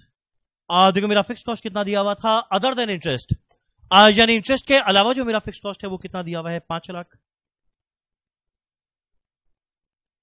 ये मेरे को मिलने वाला है ईबीआईटी।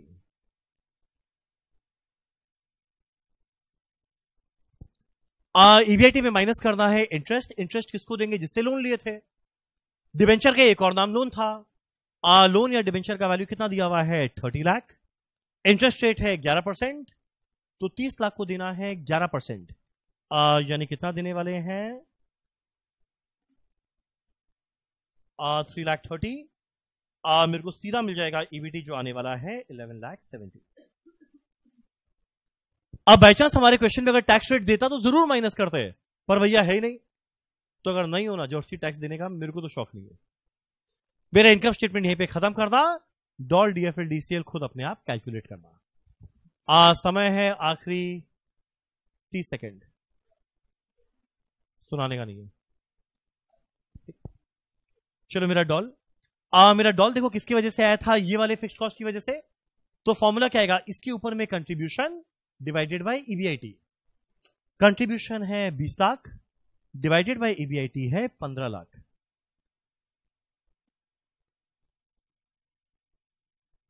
सुनो ना, एक बार कोई कैलकुलेट किया तो बताओ ना। ये आएगा 1.33 टाइम्स। मेरा अगला है डीएफएल।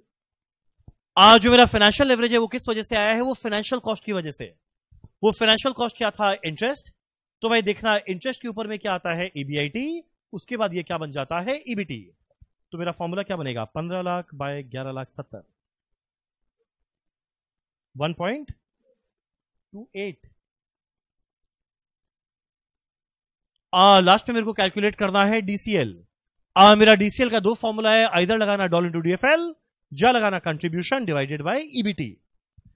मेरा कंट्रीब्यूशन है 20 लाख, मेरा ईबीटी है 11,70,000। ये आने वाला है 1 पॉइंट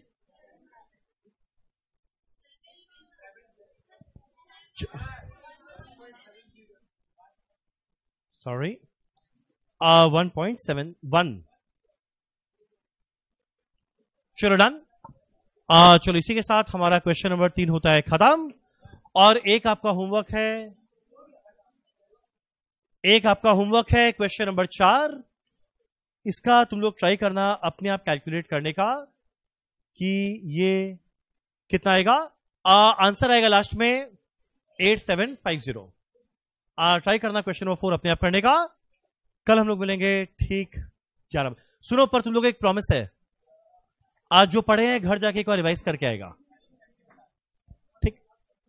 वो इसी वीक में होगा, कल एक बार एफएम का ही क्लास है। चलो done, thank you so much, thank you so much, thank you so much.